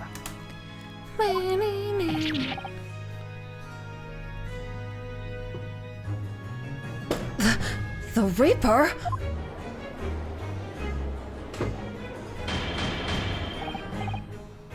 Order, order! What on earth are you saying, Counsel? The prosecution made an assertion in court yesterday. Inspector Gregson was investigating the identity of the Reaper. When he discovered the location of the man's secret hideout, he was killed. As I'm sure everyone can imagine, by the Reaper's hand. Oh, right, I forgot what we had proved in court. So now he's saying, yeah, okay, now I was lying, and I knew that that Gregson was the Reaper. But in reality, the truth is the opposite of that. What? Inspector Gregson wasn't investigating the Reaper at all. He was, in fact, acting for the Reaper. Yes. So, you're saying the mission he was undertaking was... Obviously, an assassination. But I thought he always gave the work to Assassin. Barak Van Zieks never carried out any of the actual killings. Whenever the Reaper's victims lost their lives, he always had a cast iron alibi. Which tells us that he must have had an accomplice. Assassin. And you claim that was Inspector Gregson. As if you don't know. What the hell do you think you're saying, eh? My boss would never have done nothing like that. Yeah, I wanted to say that, but I didn't know whether or not just to let it go. What? We know who Assassin is, and she's dead. Oh, she's fucking dead. Oops, I forgot. Well, no. Well, see, but that's like, Assassin is dead, yes, but like, I thought that meant like, because they said that the Reaper's a network. So I'm assuming that where Assassin came from, there's more assassins to work for Gregson. But if it's just the two of them, then I don't know. Well, like, I'm assuming when you said Assassin, the only Assassin we are aware of is the dead one. So I'm yeah, like, I kind of forgot because I got caught up in that. But no, yes, but like, I was saying Assassin to like to my point that Gregson was not the person who usually got involved, to my understanding. Like from what I can tell, from what I'm assuming, Strongheart would give Gregson a hit or whatever, because I know it goes back to Strongheart. And then Gregson would like do the whole board thing. He would do this in his office and then work with Assassin to. So I'm assuming when she died, they got a new one. I don't know. But I guess yet, maybe, when you consider all the I guess he's just doing it himself now, yeah. And yet, when you consider all the facts, it all makes perfect sense. Oh, it can't be. We also arrived at the same conclusion, didn't we? That Inspector Gregson was operating as the Reaper. Even so, there's no way that the person giving him his orders was Lord Van Zieks. No, the true Reaper is somebody else. I wonder who it is. Barak Van Zieks is not the Reaper. A predictable response from someone who's advocating for the man. And even if it's true that Gregson was operating as an agent of the Reaper, the suggestion that he went aboard the SS Grouse on an assassination mission doesn't follow at all. Oh, you have some solid reason for doubting the assertion, do you, Counsel? Absolutely. It's very simple. On the day in question, nobody was killed aboard that steamship.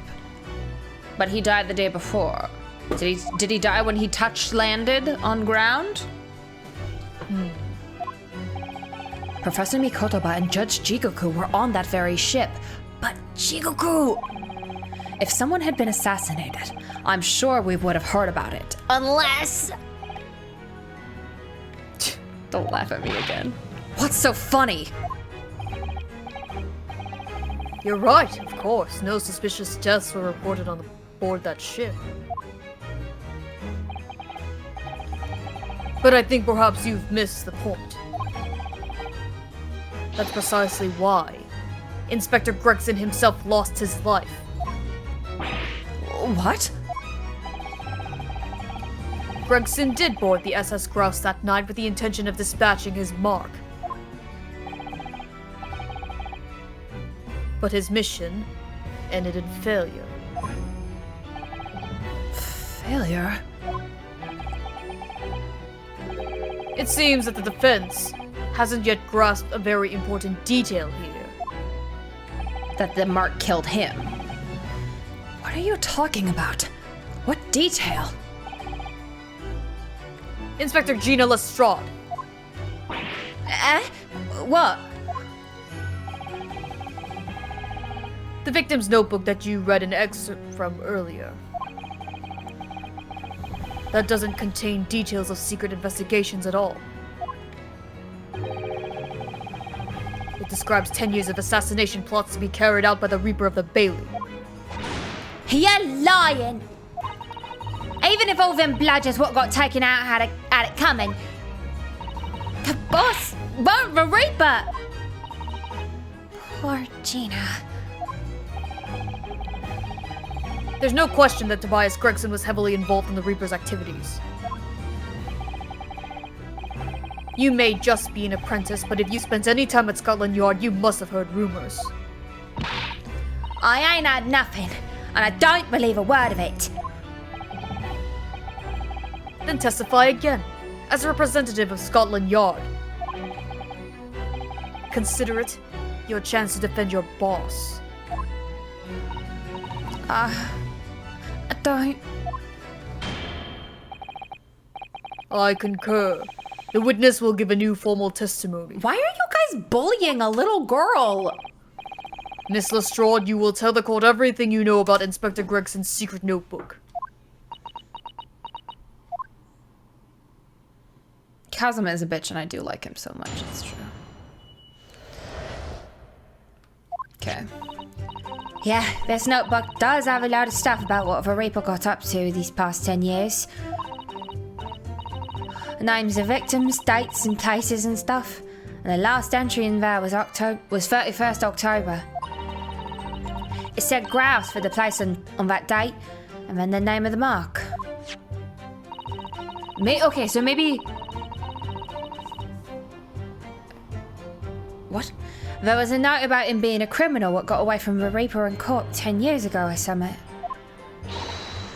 But honest, the boss didn't do none of it. He was just investigating the Reaper, that's all. Okay. Keep personal opinion out of your testimony, witness. We require only established fact here. This must be so hard for her. Now, who escaped 10 years ago? You can't deny it now, surely, Ryunosuke Naruhodo. What can't I deny? Kazuma Sogi? The notebook contained the name of the final mark, and the location where the assassination would take place. That's information that the victim could only have known if he was working with the Reaper. So, who was to be this final mark? Go ahead, Inspector Lestrade. Read the name for the court. I can't. The name that's written alongside the entry that mentions the grouse on 31st October. I only know half the alphabet. How do you read this then? Reading's still not her strong suit. That ain't the problem, alright, OJ? It's a funny name. It ain't English. It's hard to read. So it's someone from overseas? Let me have a bash at it. Say, ish, Iro, is it?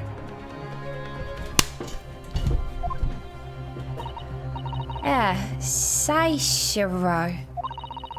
Jiko, you, maybe? It can't be. Seishiro Jigoku? But that's Judge Jigoku! Seishiro Jigoku. Certainly not an English name, So wait, no right. sorry. He escaped from the. Sorry, I didn't realize you weren't done your line. But so he escaped. So Jigoku escaped from the Reaper. But that can't be right. I know Judge Jigoku, and I saw him the day before yesterday here in London. So I know for a fact that the man hasn't been assassinated. As I said, the Reaper failed. Oh. Gregson missed his chance to kill his mark and return to British shores. But the Reaper wouldn't tolerate the mistake. So he killed the inspector personally. The Reaper, of course, being the accused, Barak Van Zeeks. It's an undeniably logical argument. Kazuma, you planned for the trial to go this way all along, didn't you? Hold it! Who's holding it? Who's the only person who has that fucking... I know, I was recognizing the... Okay, I forgot. Ah!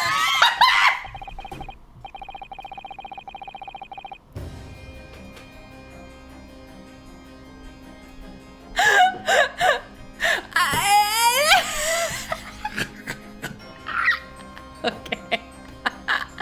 Front-facing leg. It's just we only ever heard his hold it once ever in the world. Incorrect. Yes, we only heard it once. Remember, we made a comment about it. Like, is this the first time we're hearing his hold it? The thing is, his objection text in general has a very specific font and color. I forgot that was not just for British people. You're gonna solve this case, Tony! How are you gonna solve this case if you can't remember that? Okay, sorry. Okay, sorry. You want me to apologize to Lord Van Zeeks? Is that what you want? You want me to respect him? No, I want you to apologize to me. I want you to apologize to me personally. I'm sorry. Tony, you're killing me. You are killing me with knives and words of mass destruction. You are hurting me. So what? Because I don't remember these tiny little details of. I was gonna find out who said hold it in 2 seconds, anyways. What's the big deal? Remembering these tiny details is what's gonna solve this case, Tony. I have all the important tiny details and I've written them all down, and hold it is not one of them. Now is it? What? You totally cut out. What did you say? Never mind. Pray forgive the discourtesy of feeling my hollow jealous while I stand accused of murder. Okay. Lord Van Zeeks? Sorry, I didn't realize it was you. The accused has no right to speak uninvited in court. You will return to the dock. I say nothing of whether or not I'm the Reaper. That's the task of this court to decide. But there is one thing I can say unequivocally. Okay. That girl is no detective. Everyone just... It's Be Mean to Gina Day. Huh? What? Now, that's right. I ain't. I'm an inspector. Repeating rumors heard around the yard. Reading entries from a notebook of unconfirmed origin. That's not testimony. It's practically a script. No doubt the rest of this trial will go exactly as you've clearly planned. Bitch time. Your hatred of me is understandable. In your mind, I'm sure I'm the Reaper, who sent your father to the gallows all those years ago.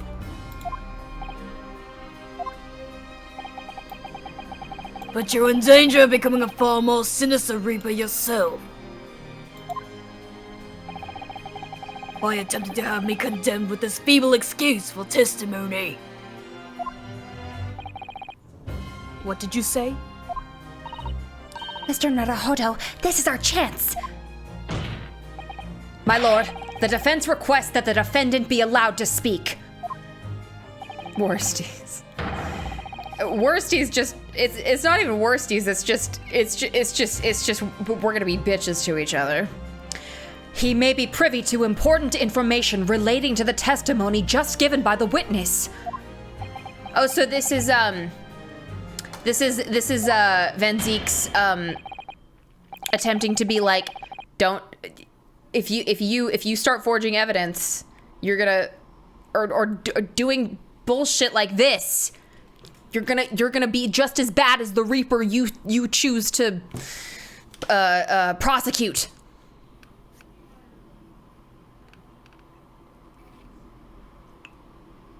Judd? Very well, I'll make an exception and grant the request. The defendant may remain in the witness stand for the cross-examination.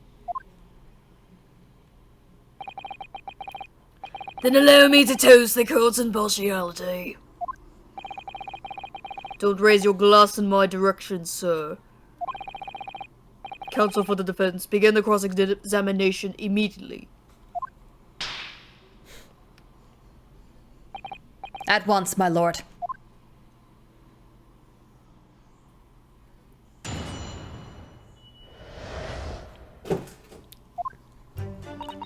Okay, this notebook does have a lot of stuff what the Reaper got up to these past few years. Names of victims, dates, places, and stuff in the last entry, and there was 31st October. It said grouse for the place and the date, and then the name of the mark. There was a note about him being a criminal, got away from the Reaper 10 years ago. But honest, the boss didn't do none of it. He was just investigating the Reaper. Hold it! What do you mean a criminal? Judge Jigoku is no criminal. Oh, don't ask me. I don't know nothing about it. Oh, do you remember what Father told us? That Judge Jigoku did once appear in court here in Britain. It was related to the professor case, I'm sure. Yes, of course. You're right.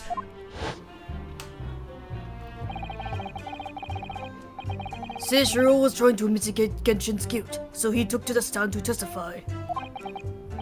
But he got a little carried away and, actually managed to break the witness stand. He also said some contemptuous words about the British Empire, for which he was charged. I see.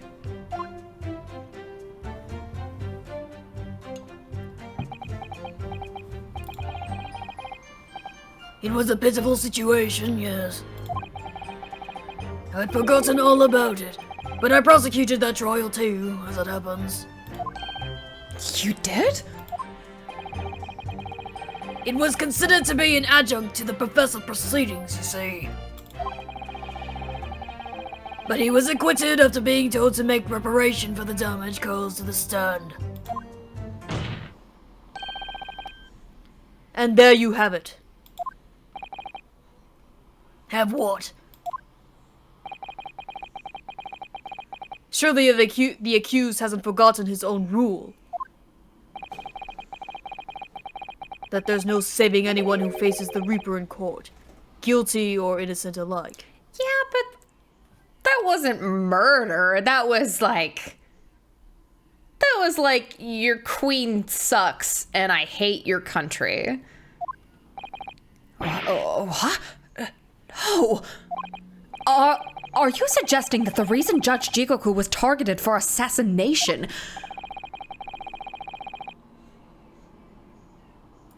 The man was sent back to Japan immediately after that trial. The Reaper had no time to do his work. But then, 10 years later, the mark returns to Britain once more.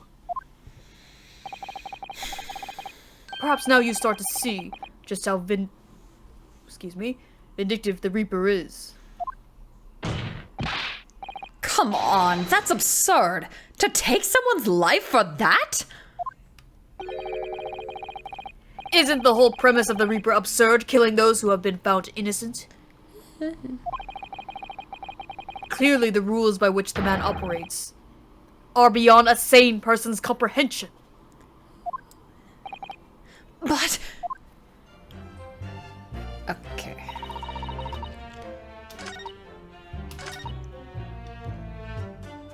Say grass, name of the mark. Names of victims, dates, places, and stuff. What are some of the other ones? Tell me some of the other ones. Names of victims, dates, places, and stuff? What in particular? Well, beside the victims' names, this other name kept cropping up. What other name was that? It's the one I told you yesterday. The same name written over and over again. Wait, which name did she tell us yesterday? You mean... Assassin? Oh, I see. Yeah, that's the one. She's a friend. She a friend of yours or something, is she? Were you even listening yesterday?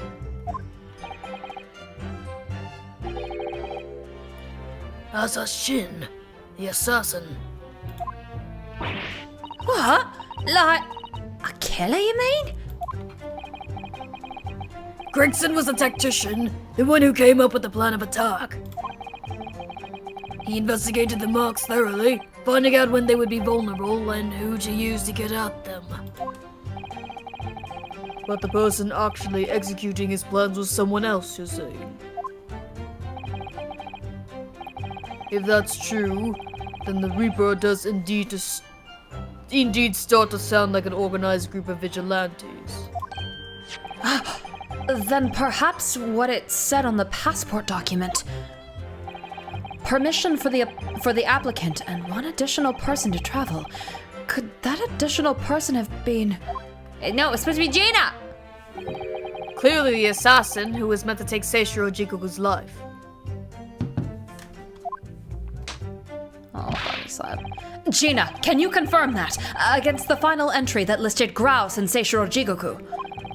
What name was written? Well, she's dead, as we've discussed. Oh, well, that's the only entry that didn't have a name next to it, as it happens. Oops. What? It just had, like, a question mark or something there, I think. In other words, Gregson himself didn't know the identity of the assassin in that case. But Gregson was the one making the plans, was he not? Oh, how infuriating. A nameless assassin? So she was replaced. He did replace her with a new assassin. Okay, it said Grouse for the place on that date and then the name of the mark. Okay. Whatever, just Hold it! press things. And you're saying that the mark listed was Seishiro Jigoku? That's what it said. Funny name, if you ask me. And I thought your name was odd. So pleased to have lost my crown there. Mr. Jigoku is the presiding judge of Japan's Supreme Court of Judicature. I remember the man. He came to our country as a visiting student 16 years ago. Studying international law and diplomacy under your tutelage, Lord Strongheart. That bearded young fellow was a very able man, I must say. So Lord Strongheart was Judge Jigoku's mentor. If I'm not mistaken, he returned to Japan 10 years ago now. 10 years ago, after that fateful case. Blur crew, thank you for following. Welcome. Precisely. In the aftermath of the professor case, his whatever was organized immediately. Repatriation.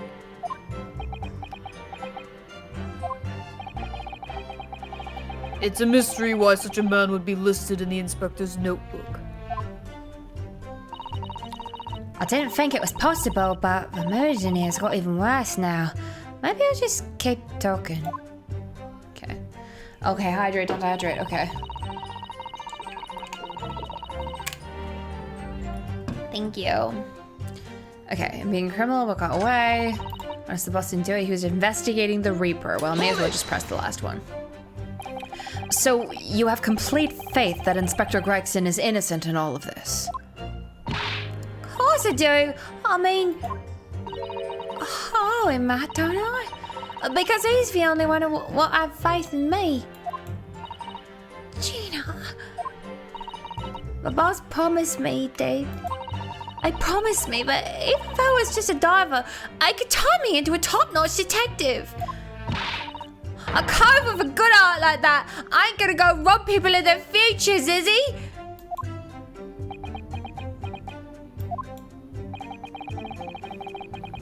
Every single person killed by the Reaper was a criminal of the First Order. Low lives like that have no compunction about robbing hundreds of others of their futures. Huh? Their ludicrous acquittals in court gave them the freedom to make hundreds more suffer. I don't... So what? You justified your actions because you were protecting innocent people's futures? I'm not suggesting that the Reaper's methods are justified at all. But life isn't black and white. That's all I'm saying.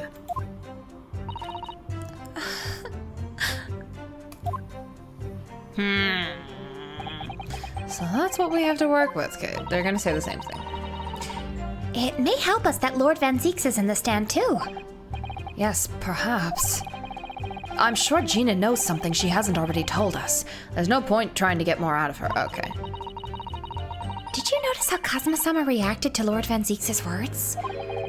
When he called him an even more sinister Reaper, you mean? Well, I'm sure Kazuma intends to eliminate any shred of doubt that the man is guilty. He's looking for revenge against the person he considers to be his father's killer, after all. I do worry that if we fail to find a discrepancy in this testimony somewhere, the trial may end, and adjudication won't go in our favor. Let's listen carefully again to what everyone is saying. Okay. His notebook has loads of stuff. Names of victims. And last entry there was 31st October. It said grouse for the place and on that date, and then the name of the mark. There was a note about him being a criminal what got away from the Reaper in court 10 years or something. My gosh. My gosh. You keep going. I'm going to AFK for a little bit. I really need to do something real quick. Okay. Okay.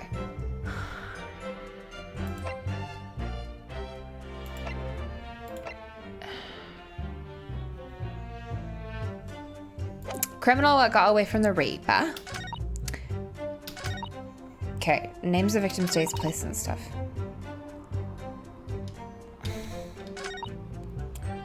The last entry there was 31st October.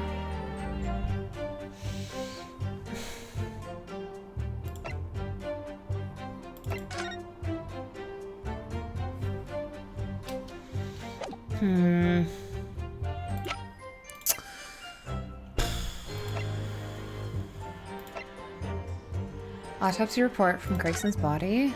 Okay.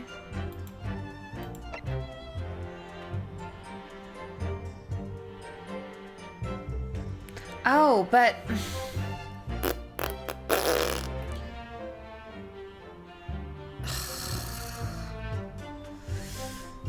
if Gregson was shot...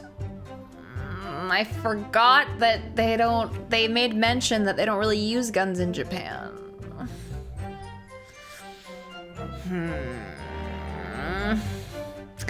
But I thought I was onto something. So, unless that's part of the setup. Oh, I don't know. I talked such a big game with my murder board, but now that the rush of the murder board is out of me, I can't even think. Okay.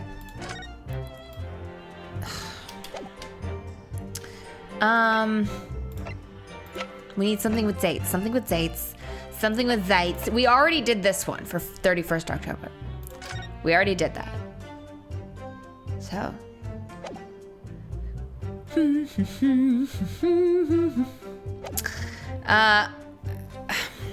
Okay.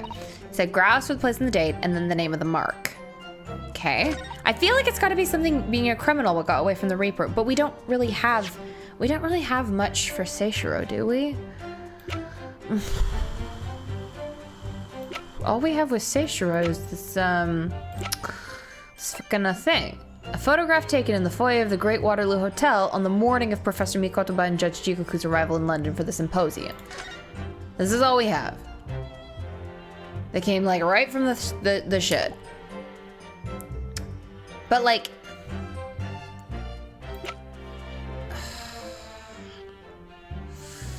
okay, maybe that's not it.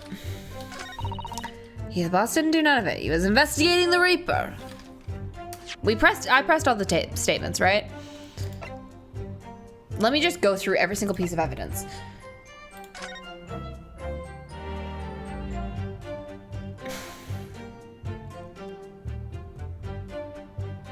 Okay, sorry. Apply in person on the morning of the 31st at the large park on Lime Street. But that was like for the, that we already confirmed Daly already went there. So that doesn't really do anything.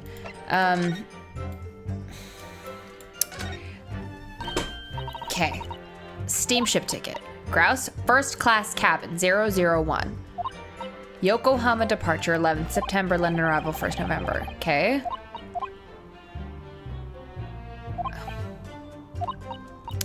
Okay. Blackbird line. Is that something? Blackbird line.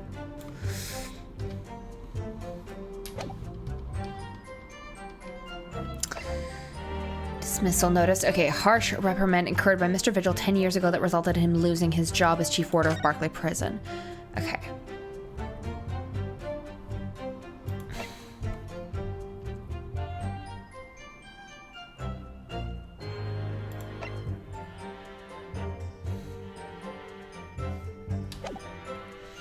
So maybe I don't need to be looking for something with Jigoku.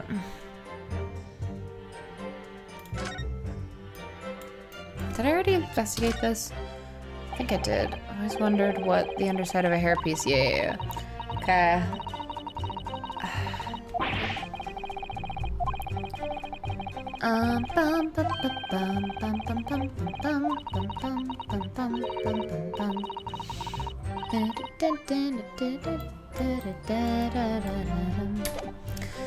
Okay.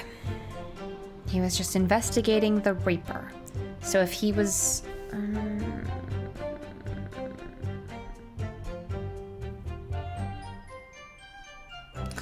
Jet's right, I'm looking too much bigger picture because I'm like, well, if he's...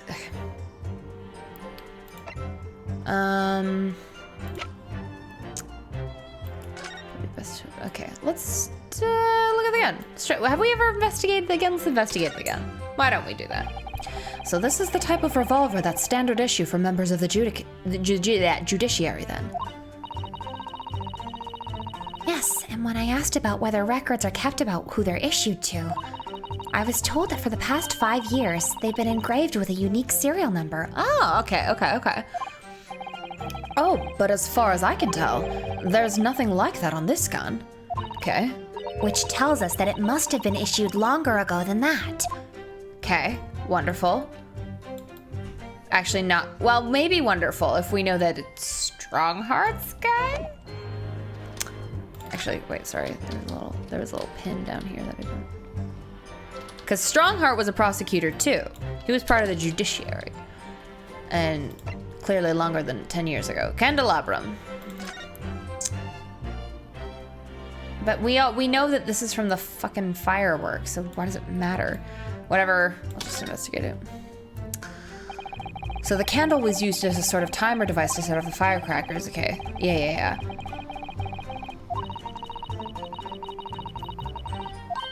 Timer device, okay. Yes, okay. Maybe you should get up yourself. Okay. Person on the left is Lord Clint Van Zeeks, the boss. Okay, he's investigating the Reaper. An accurate estimation. I wonder if it's something to do with this, because like we can see that like Gregson and little baby Barack are clearly like friends. So why would he investigate the Reaper?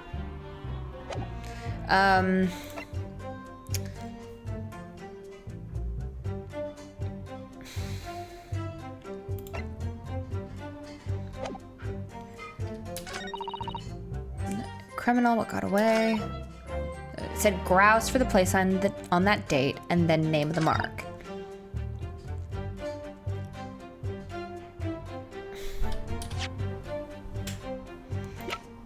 Last entry in there was for... Okay. We already twisted this guy. We know key comes out of him.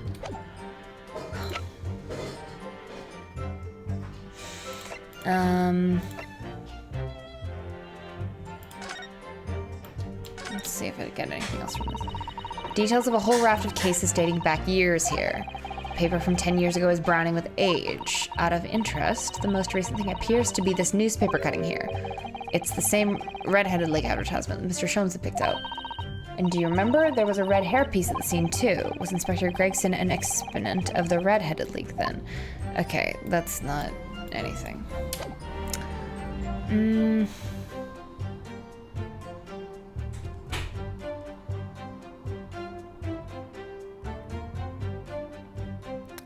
I think maybe something to do with this, but like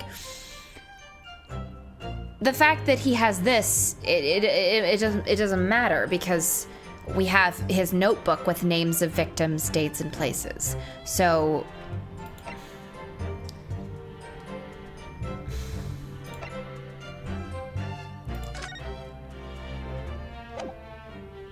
Would you like a hint? maybe. You don't have to present anything. What? But I pressed everything.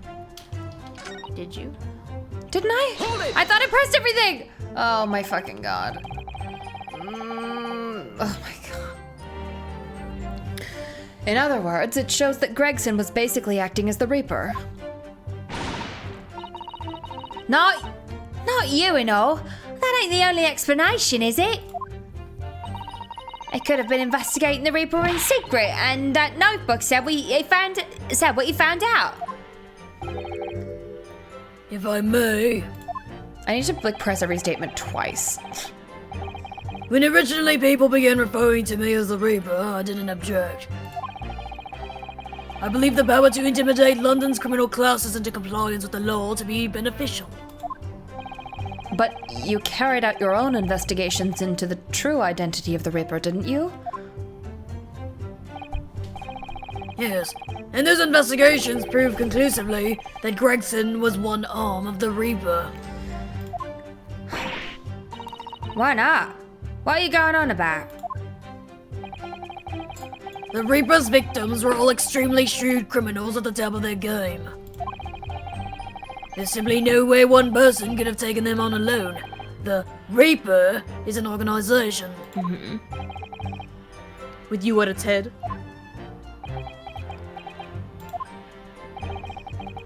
I had spies at the yard keeping me abreast of Gregson's movements, letting me know when he was elsewhere. So I'd been able to check the most recent entry in his book. I knew the location. You knew it said grouse?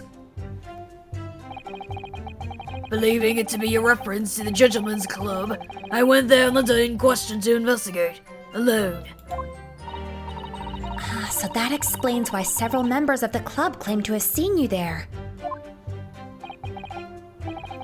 But of course, the inspector was not there. Because at the time he was making his way to the steamship docked on the northern coast of France. As shown by the passport found in the victim's metal trunk. Very well then, back to your testimony about the contents of this notebook. Fine. Is something wrong, Mr. Naruhodo? You seem a little shocked by something a moment ago. Oh, no, it's all right. I'm overthinking this, aren't I? Okay. Right, I've had just about enough of this. Gina? All this nonsense about the boss planning to kill people. It's cobblers. Come on, Odo. Yes?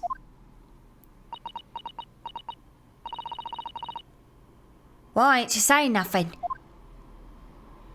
Why ain't you yelling out objection or something? What? You've got to find a flaw. You do usually. Someone's lying here, no question. You've got to work out who it is. Please, for the boss.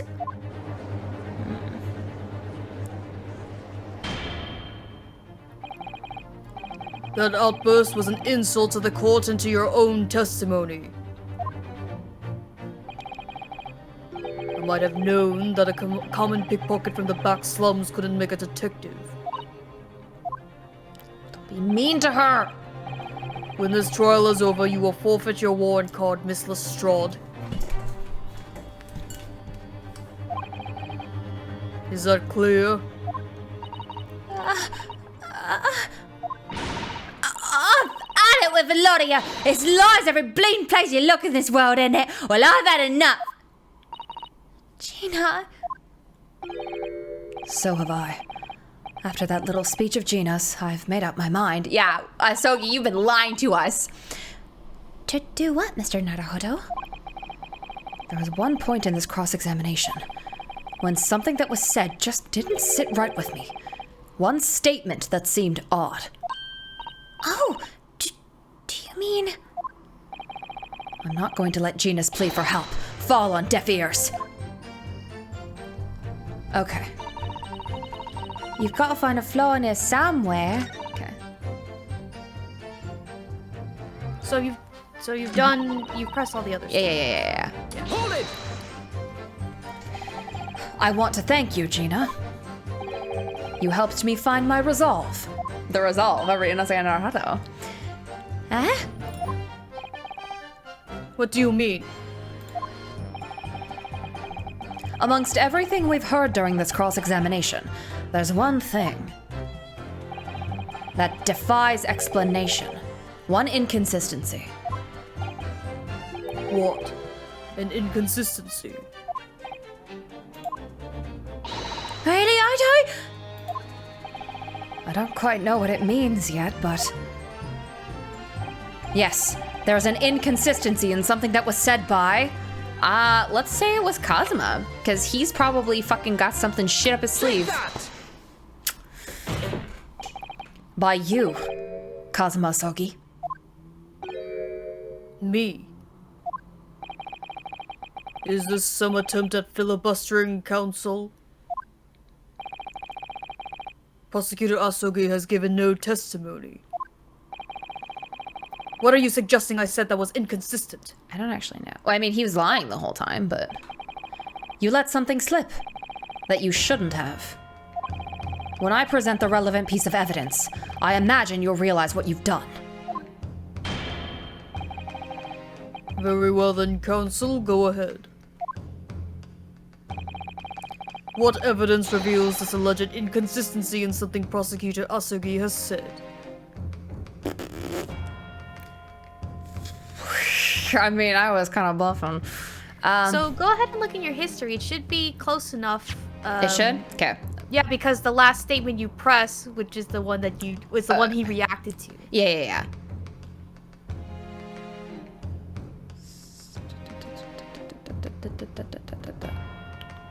He just said, what do you mean? Hold on. Wait. No, go all the way up. All the way up. Where are you? Oh, I guess it stopped. Well- It literally stops. No! What did he say? I can't remember. Okay. Give me a second. Okay. This is why you don't bluff. Yeah, I know. Listen, I know. The alleged inconsistency in something Prosecutor Asogi has said. So he... What did he say? I'm trying to remember. Because he was just saying, like... Gregson was acting as the one arm of the Reaper. He said Gregson was acting as one arm of the Reaper. But, I mean...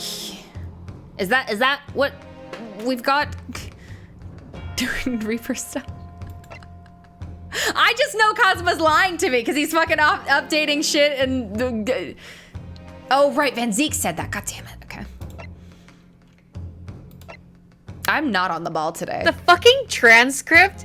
Like, I'm so used to calling Asogi Yeah. because that's the correct thing, and he fucking refers to him as Kazuma in here, and I'm like, shut the fuck up. Stupid. Hold on, I almost got it.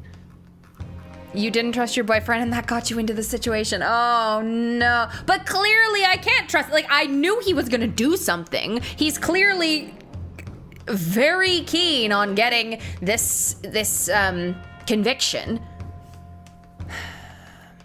Kazuma's so intimate. Like the transcript doesn't know him like that. True. I have my default now is to call him Kazuma. Hey, this transcript's not finished. What the fuck? Well, Who isn't doing their part? does anyone know? Grace! What if I go back into my own VOD? I mean,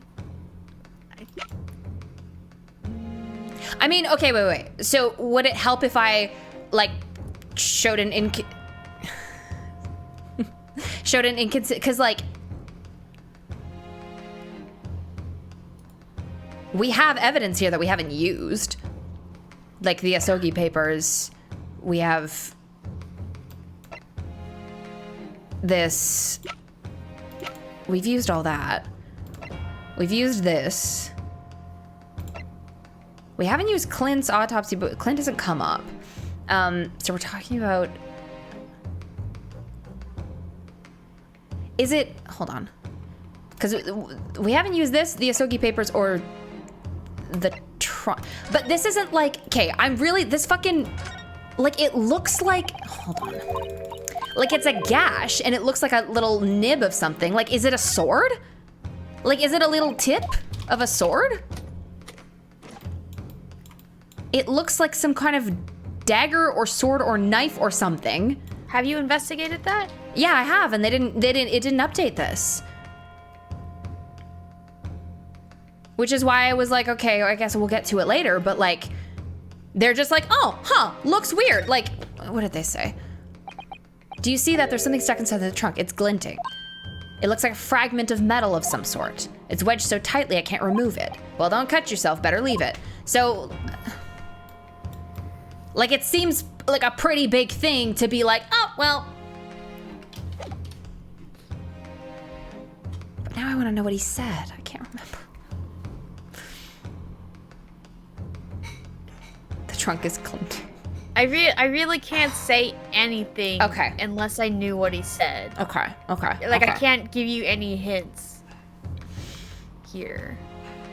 Why don't I just go back into my own VOD? I'm sorry, I blanked for one moment.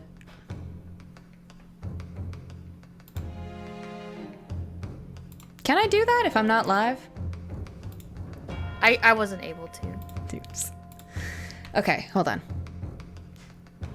Grace, Cosmo said something about the contents of the trunk? He did? He did? Okay, so, oh, wait a minute. Yeah, we haven't presented this trunk. If he said something about the contents of the trunk, why do you know that? Cosmo, why do you know that? Did he? Okay, wait, sorry, I need to wait for what Grace said. What Grace says he said. I'm sorry, everyone who came to be entertained. I'm off the ball today. Because at the time he was making his way to the steamship docked on the northern coast of France, as shown by the passport found in the victim's trunk, okay. I forgot that we did not present the trunk. We presented the passport. Oh. And if that's, what the, whoa, no.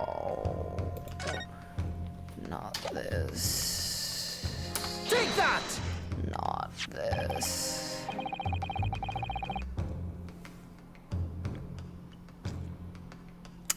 This is a trunk that belonged to Inspector Gregson. A metal construction, is it? It's certainly very heavy. What's this? A bloodstain? And a relatively fresh one, too. What? You mean that Aunt Grace from all the what's his fish and chips? Fresh blood on the inspector's trunk. That suggests that the victim was traveling with that luggage when he was killed. That can't be.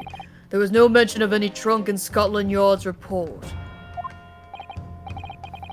Yes, there's a reason for that. Immediately after the inspector's body was discovered, one of the street peddlers made off with the trunk, hoping to sell it. But I found it. Me with me nose for trouble.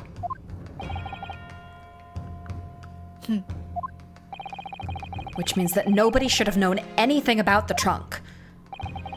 Unless, of course, we're talking about somebody who was present when the victim was killed.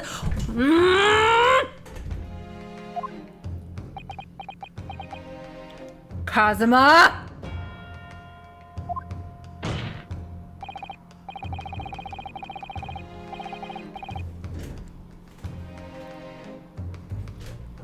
And yet, during the cross-examination of the witness just now, you said this, Kazuma.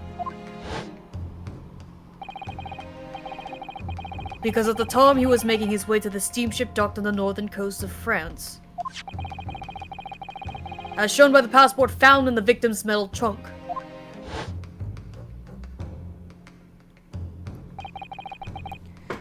So the question is, how did you know about the inspector's trunk?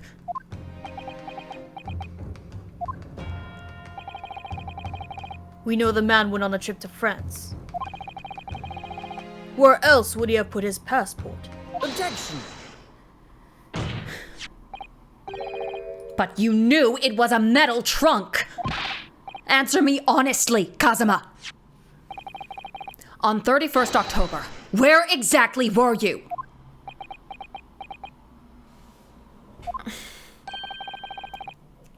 At the port of Dunkirk, on board the SS Grouse.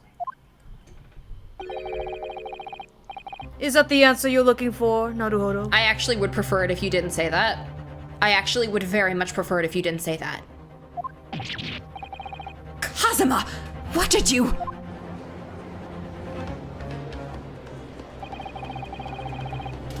I hadn't considered the possibility before, but if Kazuma was there on the ship, then it can only be for one purpose. Oh no! Mr. Naruhodo! Surely you don't think... Don't laugh! Come on, Naruhodo, you know the rules.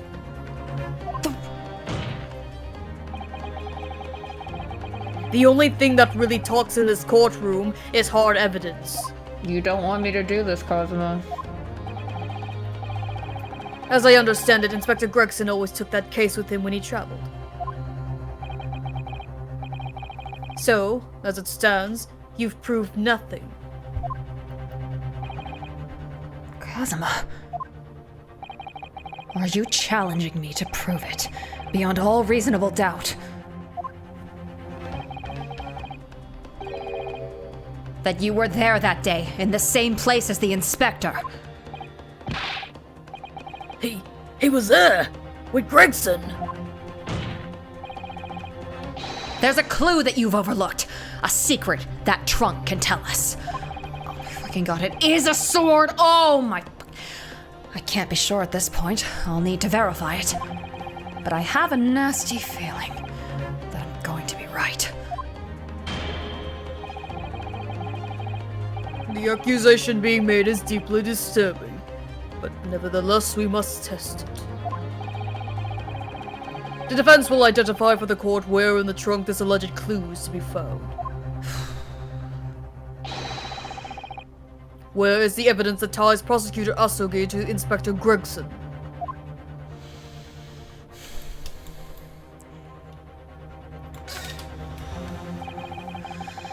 Yes, I have! I've seen it! I've seen it! I've seen it! I've seen it! I don't want to see it! For a metal chest like this, whoever made the gash must have struck the trunk with considerable force. I wonder how it happened. So you need to open Oh, the trunk and then expect it from the top. Okay. And I forgot that I need to present it. Let's have a look. So you don't need to click it again. You can just point to it. Yeah, just... I was pressing spacebar instead of R. Got it! Got it. This is your proof. What do you? Oh shit! Did I fuck up for you? What do you say to that, Prosecutor Asogi? Personally, I think tying the defense counsel to the inspector's trunk and tossing it into the sea would be more helpful. Yeah, never mind. Yeah, you have to investigate it. You would say that.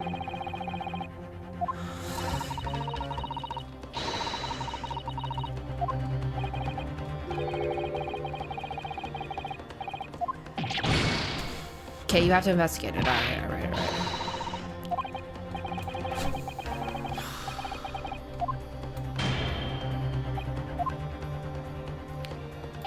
Okay, let's fucking do this again.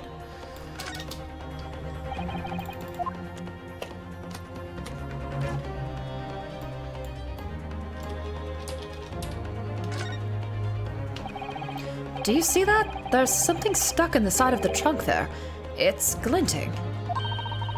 It looks like a fragment of metal of some sort. But it's wedged in so tightly I can't remove it. Well, don't cut yourself. You'd better leave it, I think. Okay.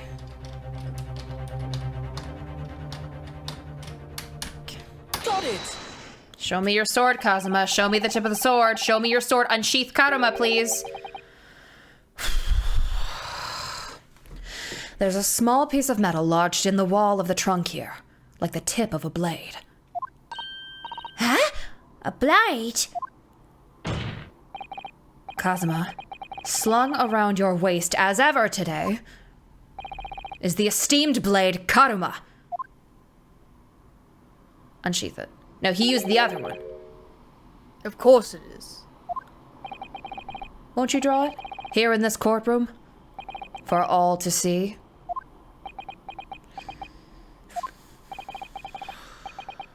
Exercise caution, my learned friend.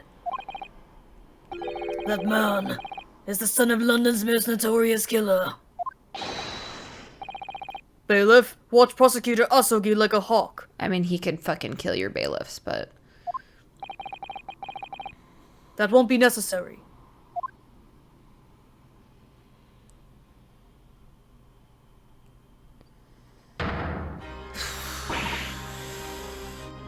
Oh no! the tip is broken. If the fragment of metal from the trunk fits together with the end of the sword, the question of who was there with with Inspector Gregson will be answered. Agreed, Kazuma Sogi?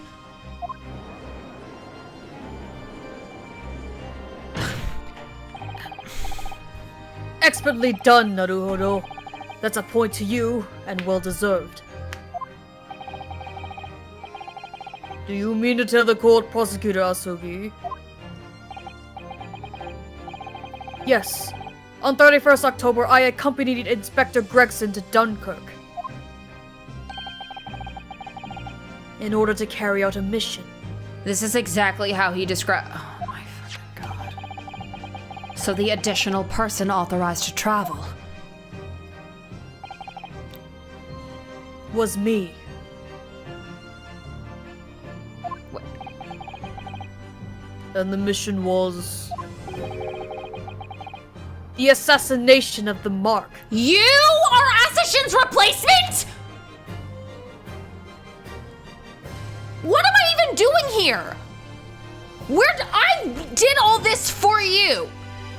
I did this for you to figure out your dad's murder.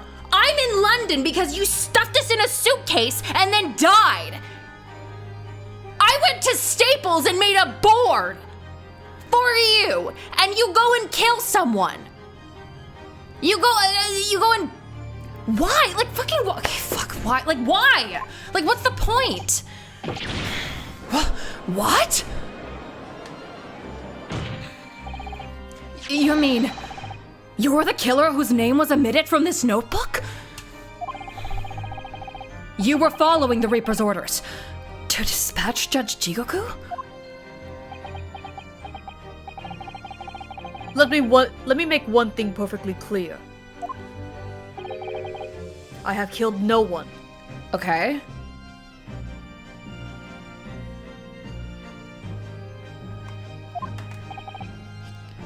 Explain.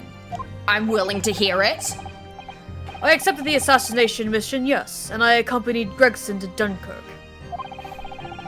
But I never had any intention of carrying out the plan. Okay. Double agent. You were never going to do it? We can believe Kazuma-sama, I'm sure. After all, Judge Jigoku arrived safely in London the following day.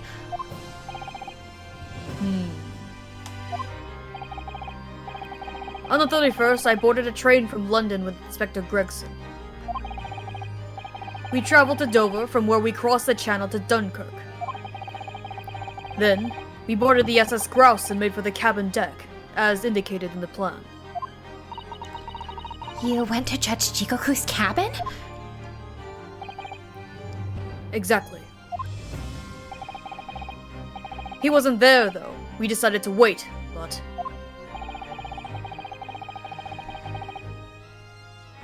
Sorry, I was waiting for someone else to read this. But you've already told us you had no intention of going through with it anyway.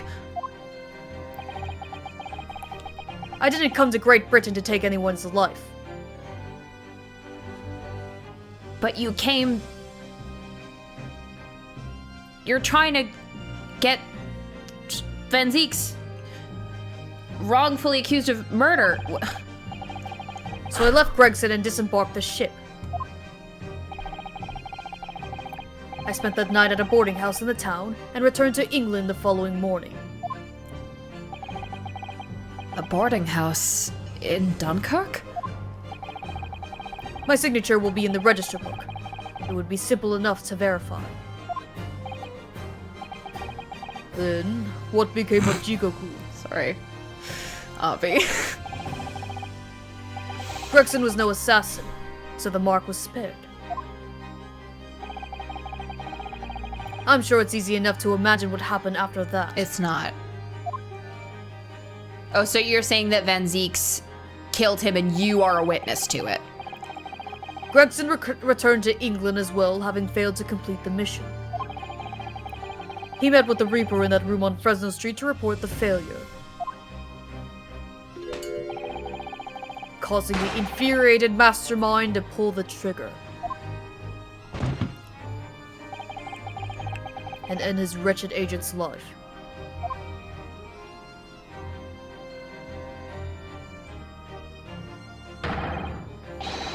That's the real truth behind Inspector Gregson's murder. I want to believe him so bad, but... Objection!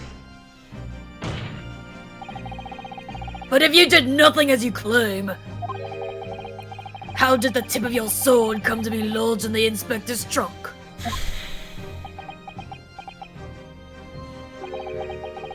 I don't need to answer that.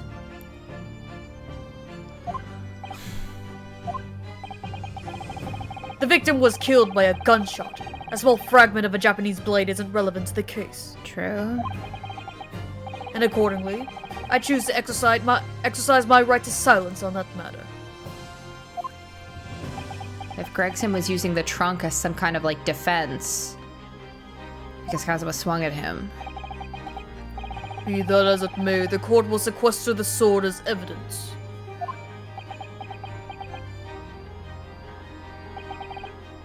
As you wish, my lord. Okay. We must take immediate action now. To verify whether Seishiro Jigoku remains unharmed. What? Remains unharmed? I agree. That should be our first priority. It's recently come to my attention that he hasn't been seen since yesterday. That's true. How did you... When a foreign dignitary invited to Great Britain goes missing for 24 hours, it's only natural that the question of his safety should arise. You don't mean to say that you think Judge Jikoku may have been killed? The Reaper has more than one assassin at his disposal. And he has the power and influence to give orders from the inside of a prison cell. Isn't that right, Lord Van Zeeks? If I were truly the Reaper, I'd be able to tell you.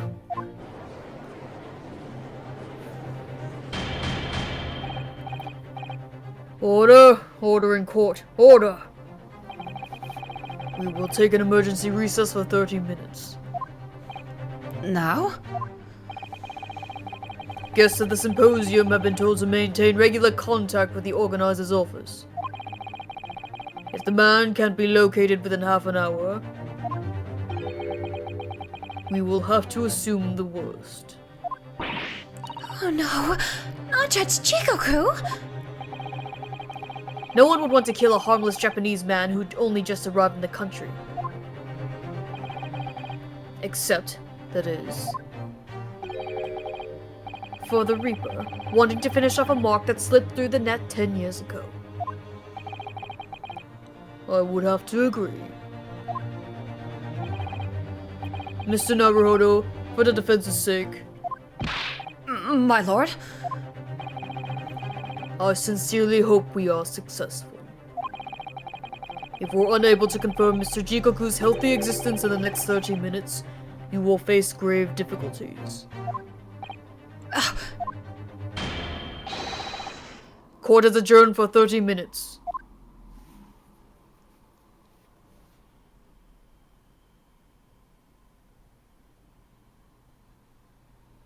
We're just gonna stand here. Kazuma-sama, the Reaper's assassin. I feel as though I'm in a nightmare. I can hardly believe it either.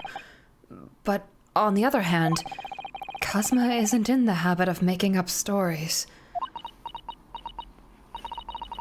I have such a terrible sense of foreboding. If something awful has happened to Judge Jikoku, and I feel as though things will only spiral further and further out of control. I felt it from the moment I stepped into the courthouse this morning. That strange sensation that we were careening towards a foregone conclusion. Well, in the worst case, we might only have 30 minutes left. Unfortunately, though, I don't think there's anything we can do but wait now. We're out of options. Actually, there may be one last hand we can play. Oh, the bunny. One last ear. Mr. Sholmes, of course! Mr. Sholmes, please come fucking save me from this. The little Mr. Sholmes doll that Iris gave us. If for some reason you completely ran out of options in the trial today, then just pull little Harley's ears as hard as you possibly can. Perhaps now is the time. What should I do? Pull Harley's ears or not? Pull! Here goes then. I'm going to do it. Good luck, Mr. Naruhodo.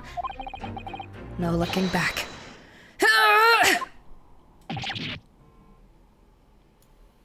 Oh! That scream sounded like Mr. Sholmes. Mr. Sholmes? Where are you?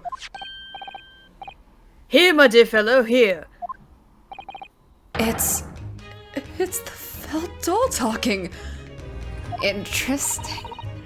Pull the ears again, Mr. Naruhodo, as hard as you can. All right then. I'll put all my strength into it.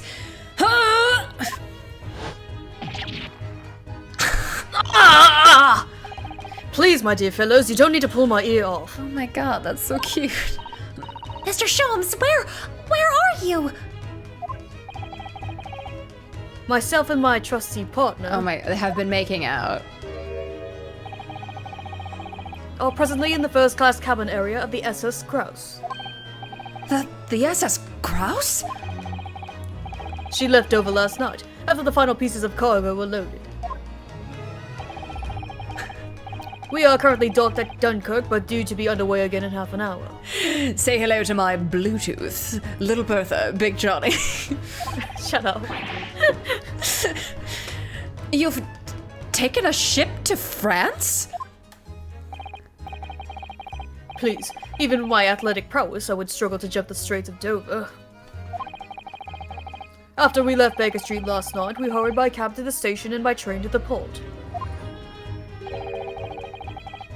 in order to board this vessel in time. Okay.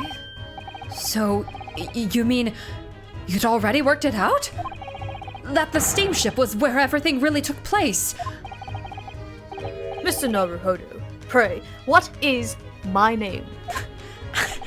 Herlock Sholmes, world famous great detective. Recited to perfection. Well done. You're a genius, Mr. Sholmes. That's the only word for it. Ow, ow, ow, ow, ow, ow! Mrs. Soto, gently with the genius's ear, please. Oh my, I'm ever so sorry. If I may, Sholmes. Ah, there you are, Mikotoba. You may remember that it was in fact I who made the connection to SS Grouse.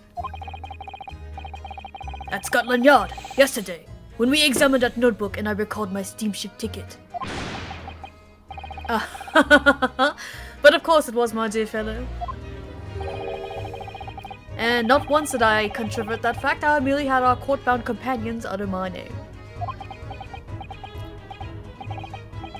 Yes, you did, didn't you? We've just entered a recess.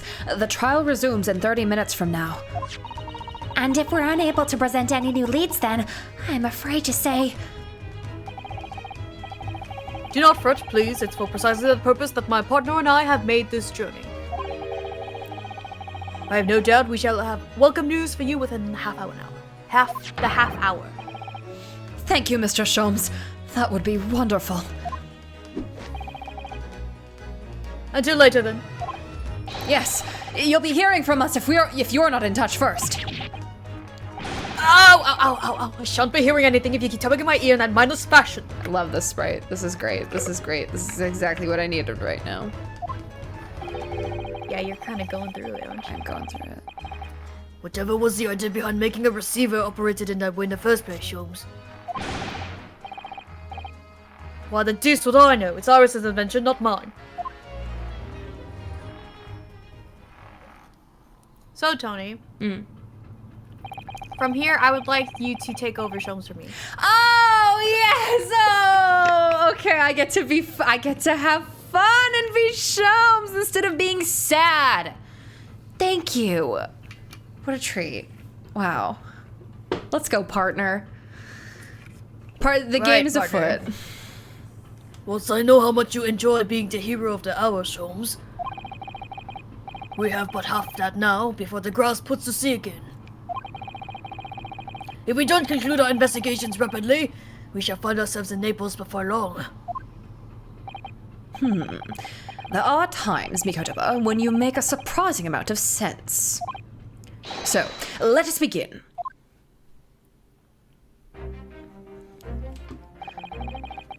First class cabin number 2. Yes, this is the one. But I don't believe an investigation of the cabin is going to be plain sailing. That crewman standing in front of the door is an angry-looking fellow. Yes, Automatic Boot, I did receive your message. Shall I be? I'll be this guy. Yeah. Why are you loitering here? Who are you? My dear fellow, do you not recognize a world-famous great detective when you see one? The question really ought to be, who are you? Do you not recognize world-traveling great sailor chicken stroganoff when you see. His arm. Oh my god. Great detective. Ha! I don't think so.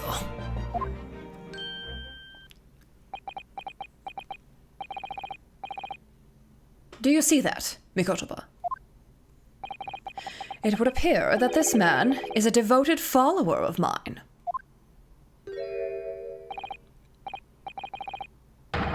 Goodness me! Is that a tattoo that says Sholmes? I must say, while such adoration is flattering naturally, it does leave me a little cold.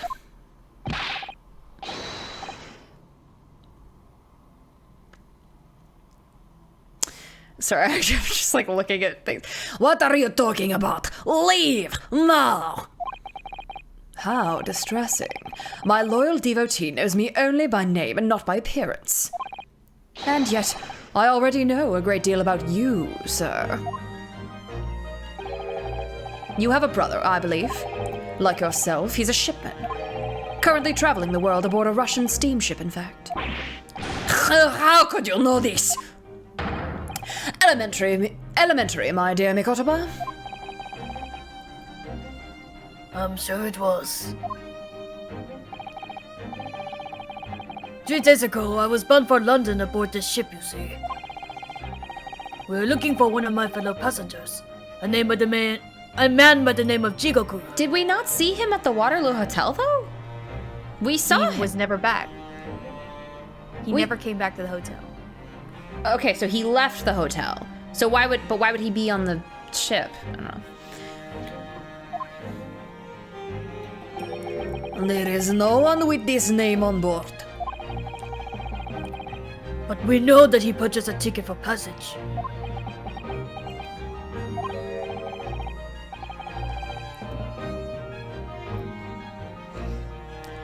Ah, you mean Eastern man. He left the ship 2 hours ago. Here at Dunkirk. He said something about emergency, I think. What? Are you sure? So Seshiro's realized we're after him, was he? So Has he? So he's running away. His cabin is the one behind you. We should like to investigate it, please. No, I have orders not to even let mouse inside. Mikotoba, be a good man and draw the sailor's attention away, would you? Make up some excuse so that he leaves the area. Doesn't great detectives see that even sailors have ears, both left and right?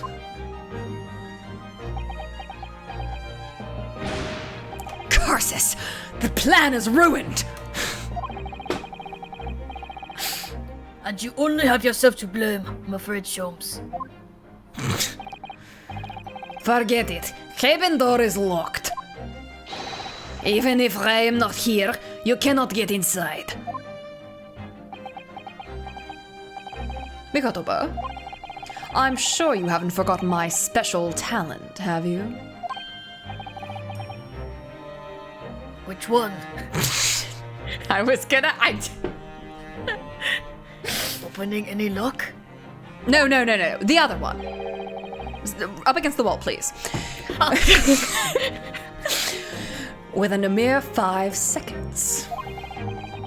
So if you'd be so kind as to afford me the requisite time, old friend, in your typically accommodating manner. How could I refuse such a typically unappealing request, old friend? So I need to distract that burly sailor for 5 seconds, do I? Let me have this one. I'm really fucking upset right now, okay?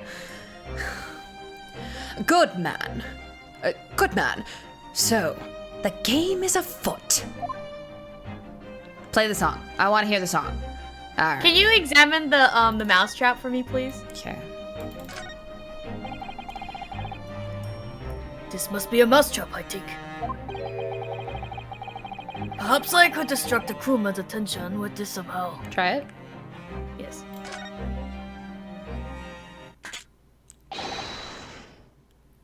Choo choo! That sounds like Big Mouse in trap. I will bring bucket of water later and put out of misery. I don't like the sound of that. In any case, my dear fellow, that was quite unconvincing. Only Japanese mice make a chew sound. The Londoners say, oh bloody hell. Oh really, Sholmes? And pray tell, what do Russian mice sound like? PP, naturally. Though also quite unconvincing, I readily admit. Go ahead, Mikotoba. Do a PP this time. No thank you. I'm sure I can come up with an alternative solution. Okay, do what you will now. I have another thing to ask of you later, but Okay. I'll bring it up when it gets to that part. This seems pretty distracting, huh? Ah, the switch with the electrical lights. Perhaps if I were to turn off the lights, the crewmen wouldn't be able to see what we were doing. Avi, no! Avi, no! Avi! The thing is, he would say that, but like not for realsies, but like because of the fuck. Oh! I have to draw that later.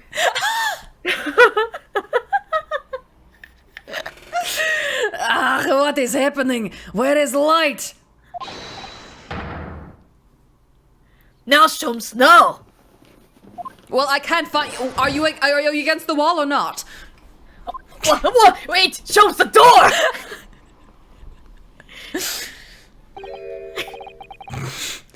door! Nobody there. That was a close shave. I'm too distracted by what Avi said. Quite a knack you have, stumbling so violently in an apparently empty corridor. Do be quiet, Sholmes. I still have to think about another approach. Oh, You had that's- your hand up my shirt, I couldn't think straight. What am I to do, dear fellow? You didn't want to go to Naples. You left me for 10 years. Pray tell. This would appear to be an alarm bell. All hell would break loose if that thing were to ring. The whole crew would know about it. Set it off! Here goes then. Pardon me in advance. You! What are you doing? If we were at sea, that would be very bad problem. What's going on down there? Sea is strong enough, report at once. Sorry, sir, nothing to report. It was just stupid trick. No, not by me, by world famous. No, as I told you. Now, Sholmes, now! Done. Not even. Oh, sorry. Not even 5 seconds, huh? Well, don't stand there gawping at my brilliance, Mikotoba. In we go! Oh, yes.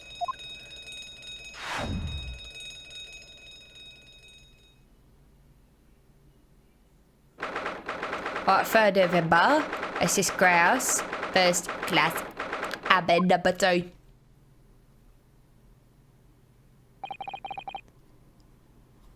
Good gracious. It would appear that the occupant of this cabin did indeed disembark rather hurriedly. Those clothes on the floor there. They're Ciciero's, without question. Well, it seems we are just a little too late.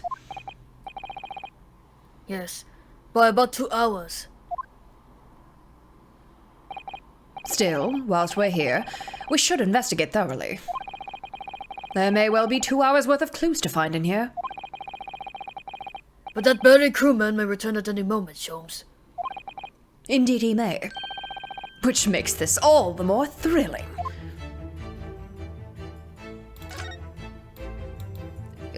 Always the trunk first, always the trunk. That's a very sizable trunk indeed. Cicero is partial to all things large. And a rather clumsy fellow, if he failed to notice he'd left that behind. Perhaps he left it on purpose. Oh no, it's a trap like the punchy. It's lighter than you might think, but it's still a hindrance to speedy escape.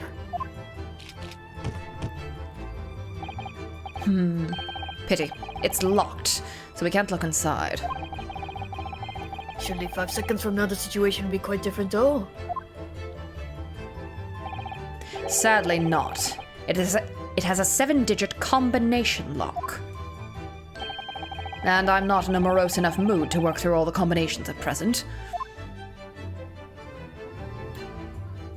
I need you to make me sad. Your violin playing was never my favorite. According to the report I was given, Naruhodo was concealing himself in Asogi's wardrobe.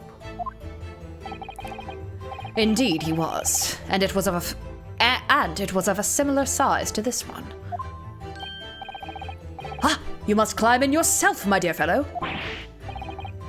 What? Whatever for? It was the site of my first fateful meeting with Mr. Naruhodo. You can experience the moment for yourself now, complete with my dramatic rhetoric.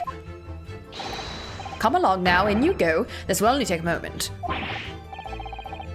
Really, Sholmes? Surely you can just tell me what you said. Well, I uttered some brilliant remark and opened the wardrobe to reveal the stowaway murderer. I think I'll just read about it in the Adventures of Herlock Sholmes. Okay, well, oh, right, sorry, I kept looking at it and being like, huh, that's weird. Let's investigate this. Make sure you investigate the water too. I don't know when this section will stop, so Okay, just okay. put that out there. There's a speaking tube here. Look, though it's been stoppered with some cloth. Angie Castell, thank you for following. Welcome. So the voices of the crewmen on the bridge aren't an annoyance, I suppose. Or indeed, so that the voices in this cabin aren't heard elsewhere. Could something have happened in here when there was no one else's ear? Wait, could something have happened in here that was for no one else's ears, do you think? Okay, either that, or it could be to prevent snakes from entering. You never know when a snake will appear. That's really become a favorite case of yours, hasn't it? You never know when a snake will climb up the drapes. Quite the exquisite glass, I must say. See here how it... Is something wrong, Sholmes? You suddenly trailed off. Sorry. Ice, Mikotoba, ice! What opulence the first-class passengers enjoy! Chilled drinks! Pardon? Could it be that this steamship is equipped with an electrically refrigerated cold room, do you think? Well, it is a luxury liner, after all. They have enormous refrigerators for storing all sorts of lavish produce as well as ice. On our voyage from Japan, we enjoyed culinary delights from all over the world. Suddenly, Mikotoba, the sight of you is making my mouth water. What did you just say? I was literally like, when I first played through this, I was already like vibrating with excitement. And then he said this, and I was like, what the fuck is wrong with you? Who allowed this man to say this? Up against the wall again with you. Toot sweet. I haven't taken on the flavor of the food I ate, you know. He's already like gnawing on his arm. Okay, trash can. Well, always look in the trash can. This is the waste paper basket, look. There's still rubbish inside. Indeed? Then let us pry. I've discovered recently I have a penchant for exploring the contents of others' waste paper baskets. I sincerely hope only for your work.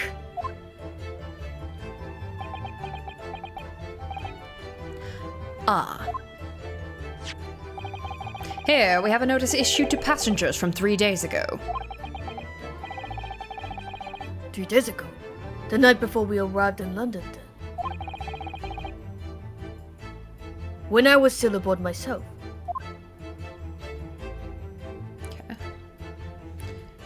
Crew members are required to assemble on the main deck at 10 p.m. Grace, shut the fuck up.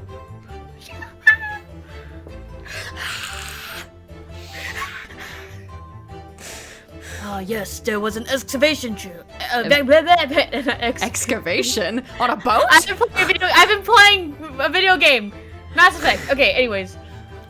Ah, yes, there was an evacuation drill. I remember now. For our safety and security, our first-class passengers were constantly under the watchful eye of the crew.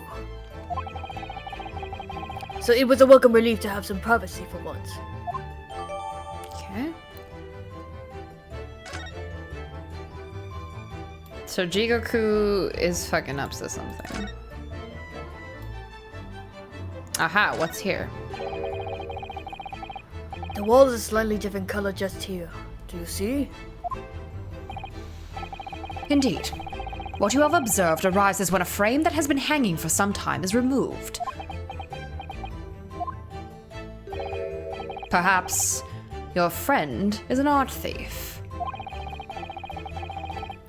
Now there's a bold deduction worthy of a great detective, I'm sure. He may very well be the elusive thief who has been plaguing France's galleries of late. I think perhaps we should focus our attentions elsewhere, Sholmes. Don't you? Okay, I guess we have to... That outline on the wall.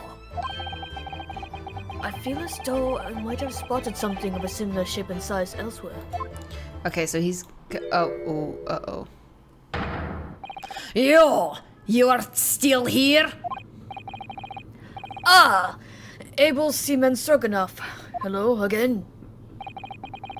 I was beginning to think you'd never materialize. He's aware he's in a video game. He's aware that the sprites just materialize. Eh? You are waiting for me? Of course. I was expecting you to burst in with a hearty Russian profanity far sooner. I was in trouble with Captain because of trick you played before. Poor innocent chicken. It is all your fault. Ship is leaving port soon. Get off, now. Of course, we shall disembark presently, my dear fellow. But first, there is something that must be done. What are you talking about? Why, naturally. The debunking of your deceit and the bearing of the truth. Kakoi? I'm afraid I see through your lies.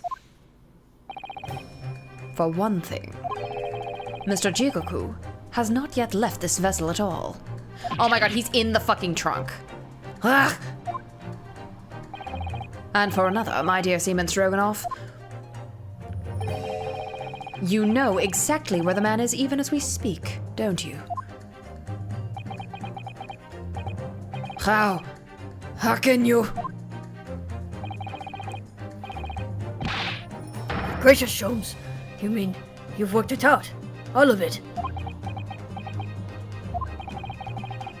It's really been too long, hasn't it, old friend? 10 years, no less. So, would you care to join me for a dance of my inimitable logic and reasoning? Nothing would please me more. What is this? We have but minutes until the vessel puts to sea. No games now. God. Oh my god. Time is of the essence. This is a quick time event. Mr. Stroganoff, allow me to remind you of your earlier claim. You told us that Jigoku left the ship some 2 hours ago.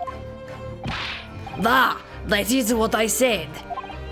Sadly, that was a rather clumsy lie. You see, there is something in this room that quite clearly contradicts it. What? Ah, yes, of course. The ice. I see you've noted it too, Mikotoba. Then please, do take the lead.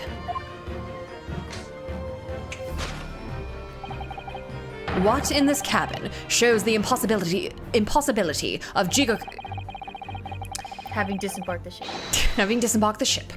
Let's see what the last 3 years have done to your observational skills then, Mikotoba. It's been 10 years since we last did this, Sholmes, not 3. Why, of course it has. Quite. Now, all the clues are here in this cabin for your eyes to see. But as I always say, you must not merely look, but observe. Observe and the answers become clear. So, impress me. I think I can manage that. Wow. These guys are fucking horny. Good for them. Take that!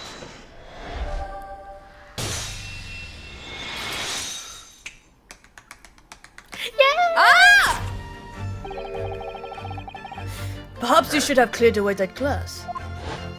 I need to send you the arrangement of this song. Okay. How curious that the ice shouldn't have melted despite it being abandoned 2 hours ago. Ah! It would appear that the man here was in this very cabin until moments before our arrival. With this well-chilled glass in hand. Get your mind off the refreshments, Sholmes. One might even conclude that somebody informed him of our boarding. Wouldn't you agree, Mr. Stroganoff? But where would Seishiro run from us? Why indeed? Before we consider that question, allow me to confirm one small matter. Would I be correct in saying that these first-class cabins of the SS Grouse are the same ones in which you and Mr. Jigoku were accommodated on your voyage from Japan? Oh, that's right. They are. I was in the cabin next door, and Seishiro was, yes. 50 days in this very cabin during our voyage. As I suspected. For you see, there are traces in this cabin of a dark secret Mr. Jigoku had to hide. What traces? I know nothing about this. Ah, this is news to you, is it, Mr. Stroganoff? Sholmes, what exactly are you getting at? As I said, there are traces in this cabin of some nefarious activity. Something that appears so out of place, which I'm quite sure won't have escaped your notice. Something out of place in here. That's the key to this. Oh, sorry, shit, that's not sorry, me. that's me. That's the key to this, Mikotoba. The remnants of the dark deed that took place in here are being masked by something quite incongruous. I must say, I didn't foresee ever doing this dance of deduction with you again, Mikotoba. No, quite. But life is full of unexpected twists and turns, as well we know. Now then, let's see if I can't uncover the truth here. Yes, you have the floor, my dear fellow.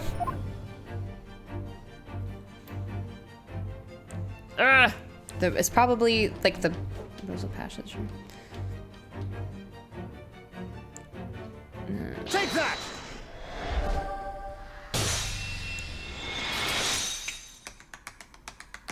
Tap Dancing King!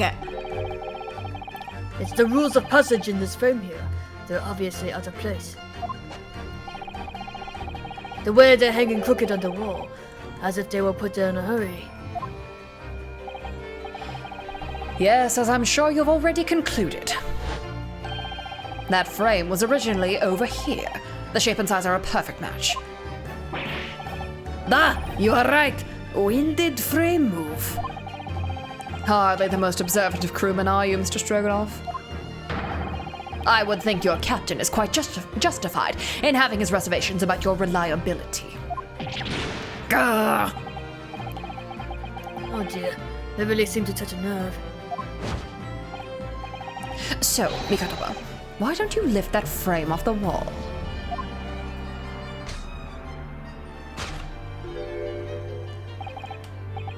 That looks like a bullet hole. Okay, so he. Okay. But, okay, so Asogi said he didn't kill anyone. So maybe he helped Jigoku kill Gregson. What? Who has been shooting walls? I see the projectile has been removed. Clearly, the careful occupant of this room has already disposed of it. Now then, Mr. Stroganoff. I have the distinct impression that you're attempting to shield said occupant.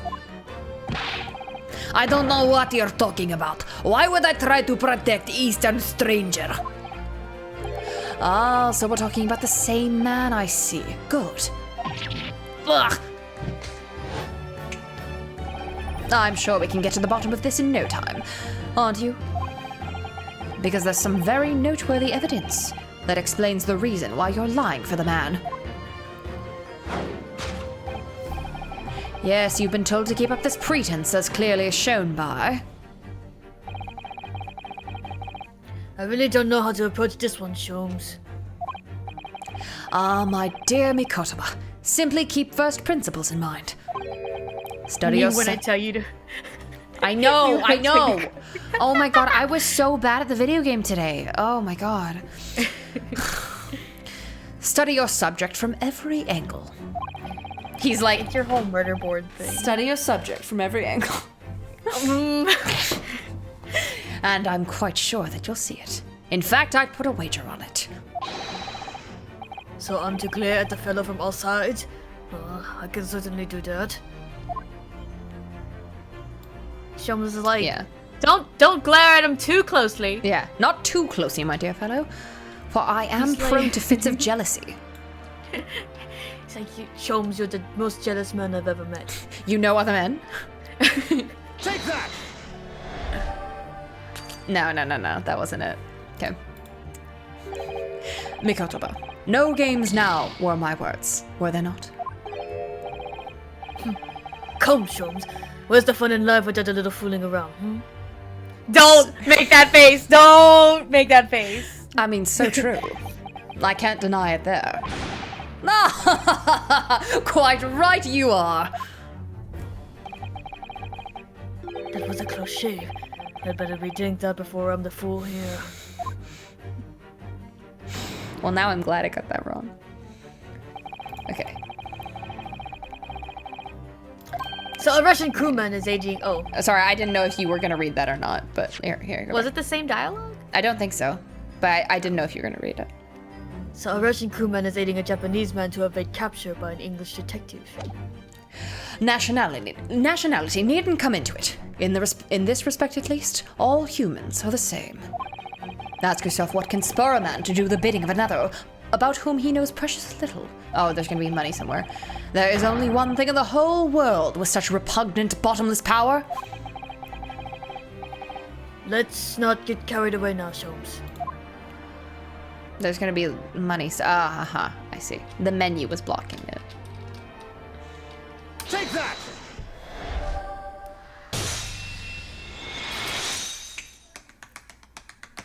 You're such a king. It's almost too obvious for words. Quite. The universal language of the world. Money. Ah! And I'd wager that the Eastern fellow in question is this your Jigoku, yes? Ah! So, I presume you realize what this means. There are clear signs that a crime has been committed in this cabin. Oh, hi, Marie. Is it like 4 a.m. for you? And the way you're going, sir, you'll find yourself accused of being an accomplice. But... I believe you know, Mr. Stroganoff. You know where Mr. Jigoku is hiding at this precise moment in time. That was... Why would you turn around and look? As always, Mikotoba, in matters of deduction, the furtive glance is your unfaltering ally. Yes, I think you're onto something there, Sholmes. You found a chink in this burly fellow's armor. We need only follow the man's gaze to know where our prey is hiding. The slightest flicker of the pupils, a minutely delayed blink. Nothing escapes my attention, even that which is barely perceptible. You could hardly call this barely perceptible, Sholmes. The man's turned his entire head. That's what I'm saying. It's not exactly what you described as a furtive glance, is it? It's almost too obvious. We shall let your tapping shoes decide, my dear fellow. Sorry, tapping toes. We shall let your tapping toes decide, my dear fellow. Well, now I think it's too obvious. But where else could he be looking? Nowhere. I guess. I guess he could also be looking at the wastepaper basket. Sholmes, please. What? Please. Well, I say, Mikotoba, you've rather convinced me. Yes, He please could show be me looking- you can fit in the wastebasket. I've... Yeah? Take that! No!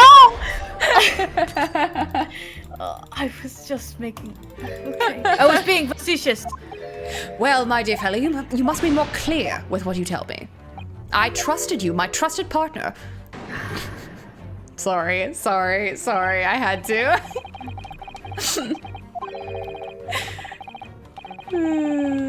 I'm sorry. Yes, no, I know it's the trunk. It's just fudge.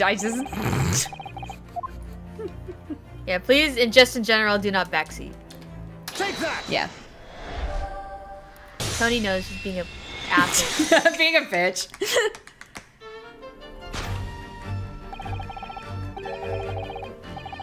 You turned immediately to look at this large trunk, didn't you? Ah!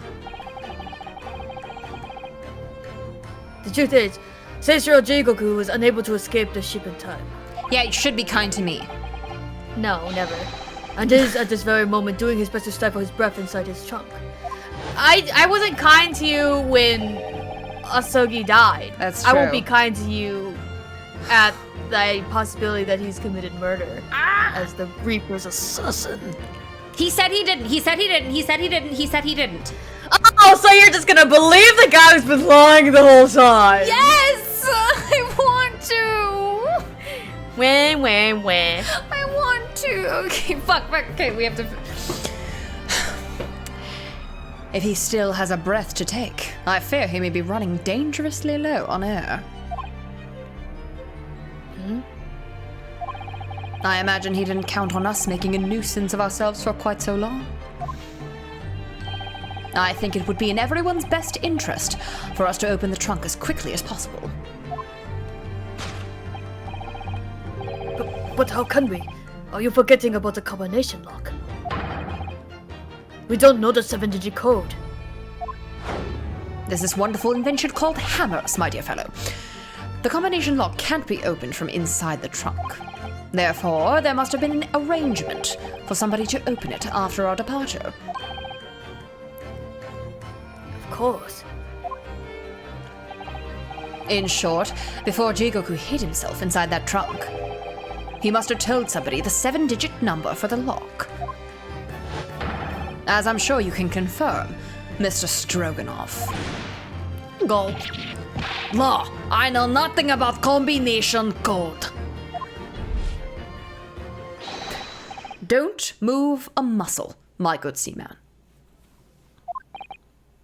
Huh? Now, Mikotoba, would you do the honors and open the trunk? How on earth do you expect me? It's a 7-digit number, remember? Quickly now, we have little time. Okay. 5? Fuck. So we want you to fuck this up the first time. Okay. Sure. Take that!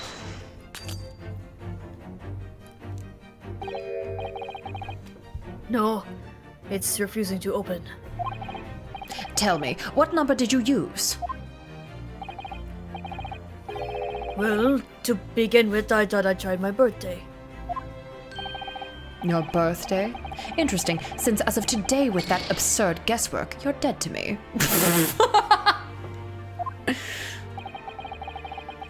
As measured as ever in response, Sholmes. So 5, I don't know what, it's 5231045. If you would only look it right in the, if you would only look in the right place, Mikotoba, the answer would be staring you in the face. The right place. But if you're having a spot of bother, I always find standing on my head aids the cognitive processes. Or maybe the code's on the ceiling. Or maybe in the wastebasket. Yes. It doesn't feel so good at the other end, does it? Had you not considered? Perhaps you would you find. can press Q okay. to look back if you need it. Yeah. Okay. Cool. 5231045. 5, 2, 3, 1. Oh no. 1, 0, 4, 5. Oh, sorry. Take that!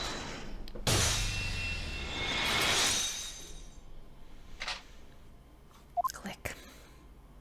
Hey, Seishiro. That did it. It's open. You had to meddle, didn't you? Hey. Your knees look crunched in there, King. Well, Eugen, you found me now.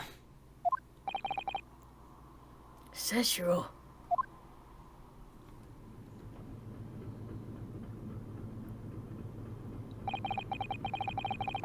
I was really hoping beyond hope not to find you here, you know.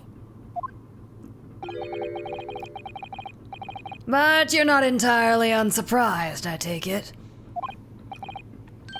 No, quite. I just wish it was some other way. Well, are you ever going to introduce me? You know other men? Ah, your reputation precedes you, Mr. Sholmes. I've read stories of many of your exploits. I can share my favorite DGS joke.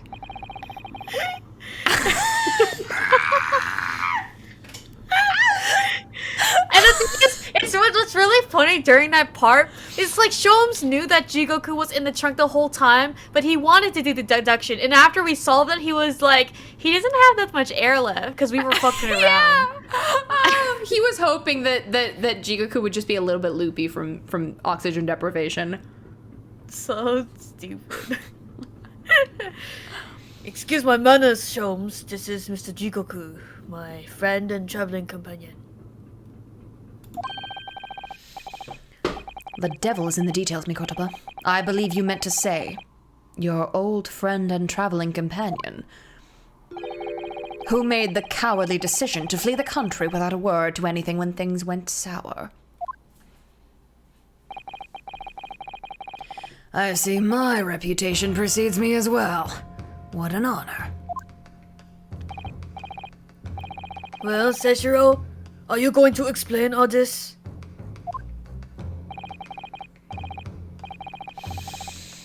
You know it all by now, I imagine. What you didn't know, of course, is that 3 days ago, on the night before our arrival in Britain, an attempt was made on my life here in this very ship. By the Reaper of the Bailey. Yes, I've since heard. Because you were once prosecuted by the Reaper, weren't you? 10 years ago now, mind you. And I had no idea at the time what a dangerous individual he was. Anyway, when we arrived in London to find the symposium was postponed until goodness knows when,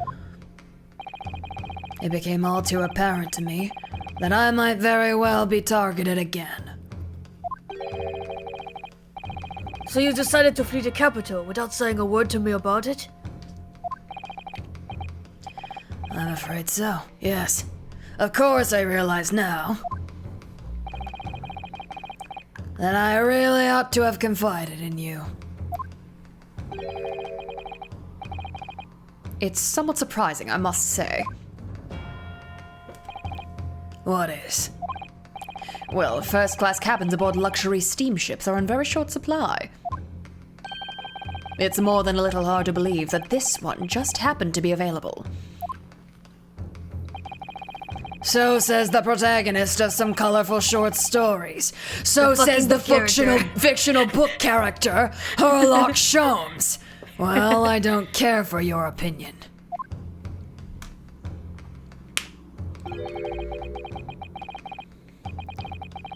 The cabin did just happen to be available, so I purchased a ticket, and here I am.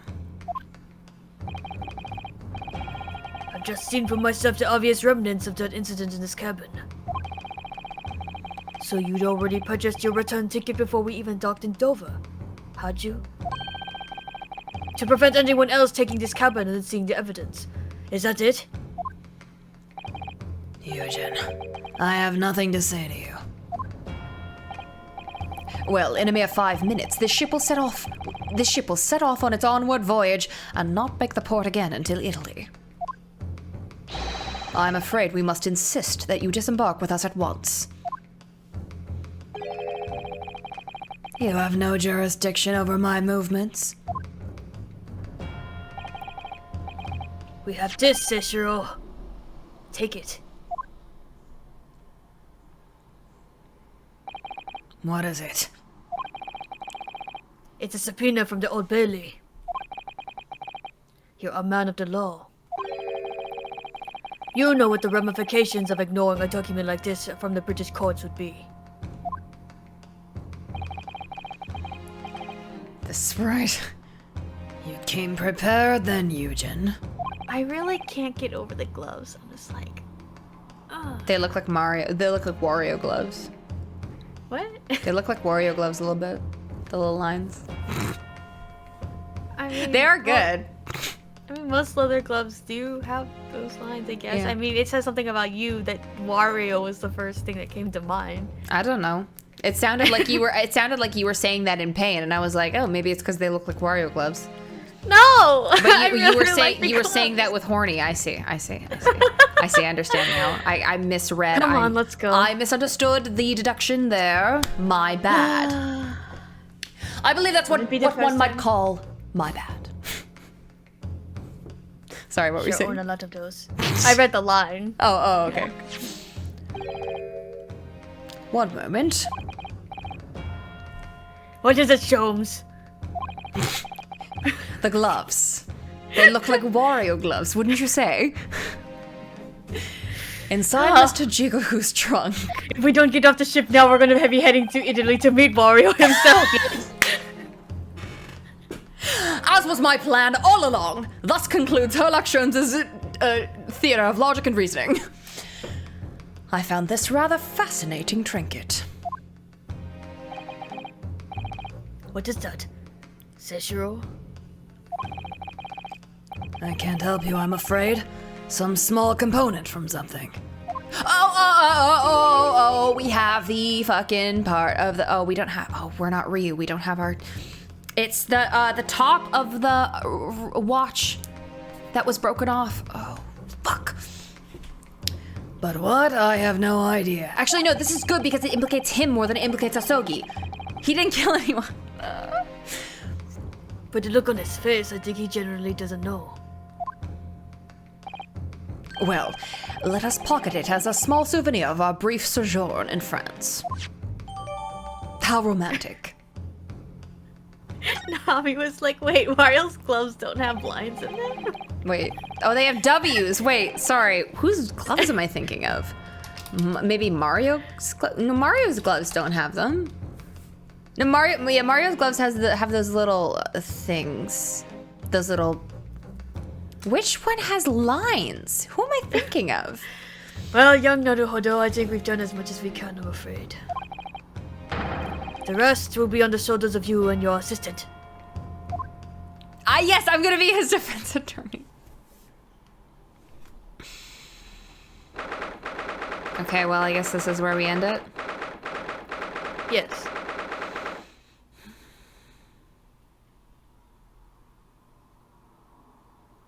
If he's a murderer, like, then what? I don't think, like, that can't be it, because then, like, then why would he be like, I want you here, Ryunosuke, Naruhodo, my friend, my partner, my I eyeball. want you to see me for the man I truly am instead of the idealized version you projected onto me. Shut the fuck up. He didn't say that. Evidence is everything. He didn't say that. He said, I want you to be there to see the outcome of all of this. And his outcome is going to jail. For the murder, the assassination of Tobias Gregson. What would the point of becoming an assassin be? Like, what's the point? Like, he came to prove that his dad was not the professor.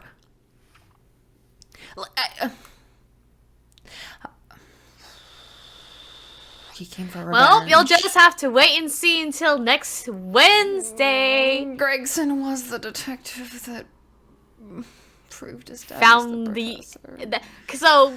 because Gregson was the detective on the professor case, And he was working pushed for together the with autopsy. him. So, I mean... Okay, for those of you on Tony's server, don't let her go off the rails too much, okay? She has to last the whole week. I think we can finish the game next week. Next week? We can finish the game? I think it's possible. I thought you said... I almost said season 5. I thought you said case 5 was really long.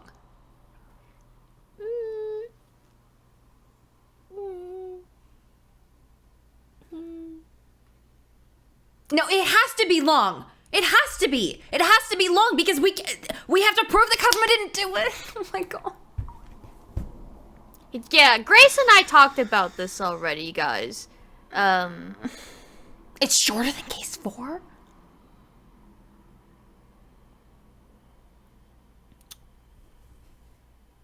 It could happen if I allow you to do a Monday stream. It could be done. Okay. Do you what? But is that going to be too much for you? Because I know that you're working with stuff. Well, I mean, I don't know. It's up to you, honestly. Because I want to do it, but I don't want to make you. Okay, maybe I'm being generous. Everyone here is being like, oh, it took 10 hours. It took 10 hours. Sorry, I played this game faster than all of you guys. Sheesh. Sorry, I believed in Tony to finish the game because she wants to know the truth. I want to know the truth so bad. It's driving me insane. I just want to know. I'm losing sleep. Well, you're not supposed to. You're not working anymore. You shouldn't be losing sleep. But I'm not. I'm a genetic freak. I'm not normal. Okay, but you have a 77% chance of finishing this game on time. Then you add Jet to the mix. Then then your chances drastically go up. And they spell success. See, the numbers don't lie. They spell success for us at Sacrifice. Yes. They spell success for us in the Old Bailey. See, like, the thing is, we would have gotten further along today if we didn't spend time with the murder board. So I'm saying... Well, I started the murder board early. Still, regardless, like, the amount of progress you made today, I'm basing that off of what could possibly be done in the future installments. Yes, I might be wrong mostly, but it could be done. It's just like unforeseen circumstances happen. Okay? My predictions are based off of a certain probability and percent chance, and it's correct until Tony makes it not correct. By being bad at the video game. I'm so sorry I was so bad at the video game today. Oh my god. I took so long on all of that. Whatever. Whatever, it's fine. We got to a stopping point. It's fine. Whatever. I guess we'll talk about it more. We've done about an hour and a half of Slicer playthroughs. So we're about half the speed of Slicer. Great. Okay.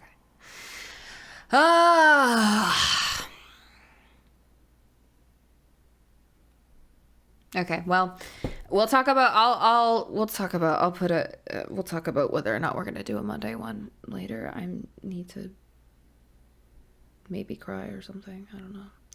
Oh my god, go to bed. Go to sleep. I don't want you. Go listen to the arrangement version of Partners Games Afoot. And I want you to go brush your teeth, wash your face, go lay in bed, and go to sleep.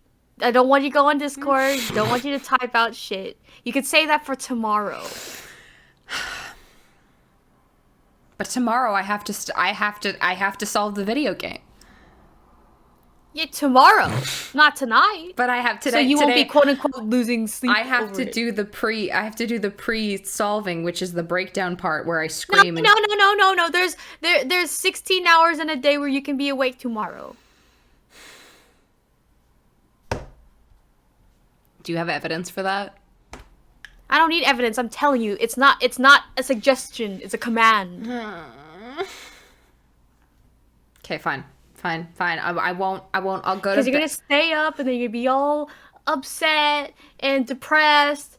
Yes, I will.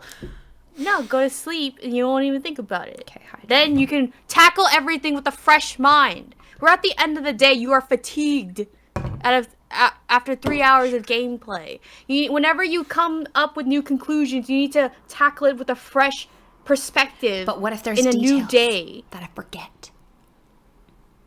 Then don't forget them, Forehead! You know what? You're so right. Just do it! You're so correct. You're so right. Of course I am! Alright, everyone, have a great night! Okay, See you all right. next week. Yeah, okay. And I'll keep an eye on the schedule because I'll update it if we decide to do a Monday stream. And I'll also update it in the server. So yeah. But until then, I guess I'll just be like this. Anyways, and then I'll for sure see you guys all in a week or on Saturday when we're playing more SOJ.